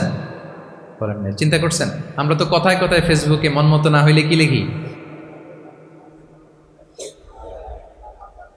মন মতো না হলেই বেসড অন অ্যাজাম্পশন, আমার মন মতো হয় নাই, ও মুনাফিক। কিন্তু ওহী দ্বারা সুনিশ্চিত হয়েও রাসূল সাল্লাল্লাহু আলাইহি ওয়াসাল্লাম কাউকে মুনাফিক বলে অ্যাড্রেস করেন নাই। আল্লাহু আকবার। কেন করেন নাই? মুসলিম সাহাবারা চটে যাবে, মুনাফিকদেরকে হত্যা করবে, তখন মুশরিকরা, কোরাইশরা, ইহুদিরা কি বলবে? যে মুহাম্মদের অনুসারীরা একে অন্যকে হত্যা করে। কারণ মুনাফিকরা তো অন্য সাহাবীদের মতো তারাও মসজিদে নববীতে এসে রাসূল সাল্লাল্লাহু আলাইহি ওয়াসাল্লামের পেছনে নামাজ পড়তো। অ্যাপারেন্টলি দেখতে তো তারাও মুমিন, দেখতে তারাও কি মুমিন। কখনো রাসূল সাল্লাল্লাহু আলাইহি ওয়াসাল্লাম বলেন না। তবে হুযায়ফা ইবনুল ইয়ামান রাদিয়াল্লাহু তাআলা আনহু নামে একজন সাহাবী, উনি মদিনার গোয়েন্দা বিভাগের প্রধান ছিলেন রাসূল সাল্লাল্লাহু আলাইহি ওয়াসাল্লামের, উনাকে বলে গিয়েছিলেন কারা কারা মুনাফিক, নামের লিস্টটা অ্যাজ এ রেফারেন্স শুধু উনাকে বলেছিলেন, আর কাউকে বলেন নাই। এজন্য ওমরে ফারুক রাদিয়াল্লাহু তাআলা আনহু যখন মদিনার খলিফা, তখন তিনি কেউ মারা গেলে ওনাকে যখন জানাজার ইমামতির জন্য বলা হতো, উনি দেখতেন যে ওই জানাজায় হুযায়ফা গিয়েছে কিনা। যদি হুযায়ফা ইবনুল ইয়ামান ওখানে যেতেন, উনি ওই নামাজের ইমামতি করতেন। আর যদি দেখতেন ওইখানে হুযায়ফা নাই, ওইখানে ওমরও নাই রাদিয়াল্লাহু তাআলা। আল্লাহু আকবার। তিনি কৌশলে পাশ কাটিয়ে বলতেন, অন্য কেউ এই নামাজের ইমামতি করে দাও, আমি যাব না। আল্লাহু আকবার। তাহলে রাসূল সাল্লাল্লাহু আলাইহি ওয়াসাল্লামের উইজডম দেখেন, তিনি কমিউনিটির মধ্যে ইউনিটি ধরে রাখার জন্য কখনো মুনাফিকদের নাম বাই নেম তাদেরকে চিনতেন, কখনো ডিসক্লোজ করেন নাই। আল্লাহু আকবার। This is called wisdom. তাহলে 11 নম্বর কি ছিল? Practical wisdom. লাস্ট পয়েন্ট, অনেক লম্বা হয়ে গেছে আলোচনা। শেষ নাম্বার হচ্ছে 12 নম্বর হচ্ছে, লাস্ট পয়েন্ট হচ্ছে succession management. A good leader produces a good leader, a true leader produces a true leader. একজন ভালো নেতা, সে ভালো নেতা তৈরি করে, কি বলেন? একজন যোগ্য নেতা আরো যোগ্য উত্তরসূরি তৈরি করে, ঠিক কিনা বলেন? আমি শুধু নেতা, নেতৃত্বের সব গুণ আমার মধ্যে খালি হাবুডুবু খায়, আমি কাউরে নেতা বানাতে পারলাম না, তো আমি চলে যাওয়ার পরে আমার দল চালাবে কে? আমার দেশ চালাবে কে? এই উম্মাকে নেতৃত্ব দিবে কে? রাসূল সাল্লাল্লাহু আলাইহি ওয়াসাল্লাম নিজে যেমনি অনুসরণীয় নেতা ছিলেন, অনুকরণীয় নেতৃত্ব দিয়েছেন, তিনি এরকম নেতৃত্ব তৈরিও করে গিয়েছেন, ঠিক কিনা বলেন? আল খোলাফা আর রশিদিন আল মাহাদিন, তাদের কথা যদি খেয়াল করেন, আবু বকর রাদিয়াল্লাহু তাআলা আনহুর ব্যাপারে তো ওনার প্রচ্ছন্ন কিছু ইঙ্গিতও ছিল। ওনার অবর্তমানে নামাজ পড়িয়েছে কে মসজিদে নববীতে? আবু বকর রাদিয়াল্লাহু তাআলা আনহু। ওনার হজ পালনের আগে হজের জন্য পাঠিয়েছিলেন কাকে? নবম হিজরিতে আবু বকর রাদিয়াল্লাহু তাআলা। এগুলো ছিল প্রচ্ছন্ন ইঙ্গিত। এবং সাকিফায়ে বনু সায়েদাতে ওমরে ফারুক বললেন যে আপনাকেই আমরা নেতা মানি, সবাই এক বাক্যে মেনে নিল। আজও ওই জায়গাটা মসজিদে নববীর এক পাশে সাকিফায়ে বনু সায়েদার বড় সাইনবোর্ড আছে, ওখানে বিকেলবেলা আনসারি সাহাবারা বসে গল্প করতেন। ওই জায়গাতে আবু বকর রাদিয়াল্লাহু তাআলা আনহুর খলিফা নির্বাচনের ব্যাপারটা ঘটেছিল। উনি ওসিয়ত করে গিয়েছিলেন ওমরে ফারুক রাদিয়াল্লাহু তাআলা আনহু খলিফা হবেন। ওমরে ফারুককে যখন অ্যাসাসিনেশন করা হলো, উনি একটা প্যানেল করে দিয়ে গেলেন। সেখান থেকে ওসমান রাদিয়াল্লাহু তাআলা আনহু হলেন। ওসমান রাদিয়াল্লাহু তাআলা আনহুর হত্যা পরবর্তী উদ্ভূত পরিস্থিতিতে আলী রাদিয়াল্লাহু তাআলা আনহু হলেন। একজনের চেয়ে আরেকজন শ্রেষ্ঠ, একজনের চাইতে আরেকজনের মানাকিব অসাধারণ অসাধারণ। এই যে নেতৃত্ব রাসূল সাল্লাল্লাহু আলাইহি ওয়াসাল্লাম এটা জীবদ্দশায় তৈরি করেছেন। যার যেখানে ক্যাপাসিটি দেখেছেন তাকে ওই দিকে উদ্বুদ্ধ করেছেন। যার মধ্যে যুদ্ধের ব্যাপারে জ্ঞান দেখেছেন তাকে যুদ্ধের সেনাপতি বানিয়েছেন। Khalid bin Walid, chief of the Muslim military, মুসলিম বাহিনীর সেনাপ্রধান ছিলেন কে? খালিদ বিন ওয়ালিদ। ওনার দিয়ে কখনো কবিতা লিখতে পাঠাইছেন রাসূল সাল্লাল্লাহু আলাইহি ওয়াসাল্লাম, কিন্তু হাসান বিন সাবিতকে দিয়ে কি করছেন? শুধু কি কবিতা লেখানো? মিম্বরের পাশে মসজিদে নববীতে আরেকটা মিম্বর বানাই দিয়েছেন, স্টেজ, যে তুমি এখানে দাঁড়িয়ে এমন জ্বালাময়ী কবিতা লিখবে যেন গুজবাম হয় মুসলমানদের, জেহাদের ময়দানের জন্য ঝাঁপিয়ে পড়ে। তাহলে খালিদ বিন ওয়ালিদকে দিয়ে এক কাজ করিয়েছেন, হাসান বিন সাবিতকে দিয়ে আরেক কাজ করিয়েছেন। মুআদ ইবনে জাবাল রাদিয়াল্লাহু তাআলা আনহু প্রশাসনিক কার্যক্রম ভালো বুঝতেন। মদিনা রাষ্ট্রের সবচাইতে বড় সিনিয়র আমলা ছিলেন মুআদ ইবনে জাবাল, ইয়ামানের গভর্নর করে পাঠিয়েছেন। ওনার এটাতে যোগ্যতা ছিল। যার যেখানে তিনি প্রতিভা দেখেছেন ইসলামের কল্যাণে রাসূল সাল্লাল্লাহু আলাইহি ওয়াসাল্লাম ওই প্রতিভাগুলোকে কাজে লাগিয়েছেন। এইভাবে ওনার সাকসেশন ম্যানেজমেন্ট উনি গড়ে তুলেছেন। ফলে ওনার পরবর্তীতে বছরের পর বছর ইসলামী নেতৃত্বের হাল ধরতে মুসলিম উম্মার বেগ পেতে হয় নাই, ঠিক কিনা বলেন? তাহলে good leader, a true leader produces a good leader. একজন সফল নেতা সে এরকম আরো অনেক সফল নেতৃত্ব তৈরি করে যায়, তাহলেই তার নেতৃত্ব সামনের দিকে আগাতে থাকে। তাহলে সর্বশেষ পয়েন্টটা কি ছিল? Succession management. 12টা জিজ্ঞেস করলে বলা যাবে? হ্যাঁ, নোট করে রাখছেন বোধহয় না? খুব খুশি হয়েছে আমি, মাশাআল্লাহ। শ্রোতা যদি ভালো হয়, শ্রোতা যদি দেখি যে না আমার সাথে সাথে মাথা নাড়ায়, রেসপন্স করে, উত্তর দেয়, তখন কথা বলতেও ভালো লাগে। মানে এত গরমের মধ্যে, এত কষ্টে, অল আর সোয়েটিং, বাট এত মনোযোগের সাথে আপনারা শুনেছেন। আল্লাহ তাআলা আপনাদেরকে কবুল করুক। আচ্ছা, আমরা একটু রিক্যাপ করি। 1 নম্বরে কি ছিল? আচ্ছা, 2 নম্বরে সবাই বলতেছে তো, আসলে কি বলতেছে বোঝাও যাচ্ছে না। ঠিক আছে, 3 নম্বরে কম্প্যাশন, 4 নম্বরে ইন্টিগ্রিটি, 5 নম্বরে গুড রিলেশন উইথ ফলোয়ার্স, 6 নম্বরে, 7 নম্বরে, 8 নম্বরে, 9 নম্বরে রেজিলিয়েন্স, 10 নম্বরে মাশাআল্লাহ, সব শেষে 11 নম্বরে প্র্যাকটিক্যাল উইজডম, সব শেষে মাশাআল্লাহ। যুগোপযোগী নেতৃত্বের জন্য, যুগোপযোগী নেতৃত্ব তৈরি করবার জন্য রাসূল সাল্লাল্লাহু আলাইহি ওয়াসাল্লামের এই যে leadership trait, leadership features, leadership quality, ওনার যে নেতৃত্বের ধরন আমরা জানলাম, এগুলো থেকে আমাদের অনেক শেখার আছে, অনেক নেয়ার আছে। আমরা চাইবো আমাদের আগামী নেতৃত্ব আল্লাহ রাসূল সাল্লাল্লাহু আলাইহি ওয়াসাল্লামের লিডারশিপ ট্রেড থেকে উপকৃত হবে। তারা এগুলো স্টাডি করবে, এখান থেকে তারা তাদের নিজেদের নেতৃত্বকে সাজাবে। আল্লাহ তাআলা আমাদের সবাইকে কথাগুলো বোঝা আর আমল করার তৌফিক দান করুন। আমি আবারও মিনার চট্টগ্রাম বিশ্ববিদ্যালয়কে অন্তরের অন্তঃস্থল থেকে শুভেচ্ছা জানাই। এরকম চমৎকার প্রোগ্রামের আয়োজন করবার জন্য ইউনিভার্সিটি অথরিটিকে আমি শুভেচ্ছা জানাই, এবং আমার মাথার তাজ সম্মানিত শিক্ষক মণ্ডলীকে শুভেচ্ছা জানাই, এবং প্রিয় শিক্ষার্থী বন্ধুদেরকে আবারও প্রাণঢাল অভিনন্দন জানিয়ে রাসূল সাল্লাল্লাহু আলাইহি ওয়াসাল্লামের নেতৃত্বের উপর প্রফিটিক লিডারশিপ টপিকে এই আলোচনা আমি এখানেই শেষ করছি। হাযা মা ইনদি ওয়াল ইলমু ইনদাল্লাহি আলাইহি তাওয়াক্কালতু ওয়া ইলাইহি উনীব। ওয়াসসালামু আলাইকুম ওয়া রাহমাতুল্লাহি ওয়া বারাকাতুহু।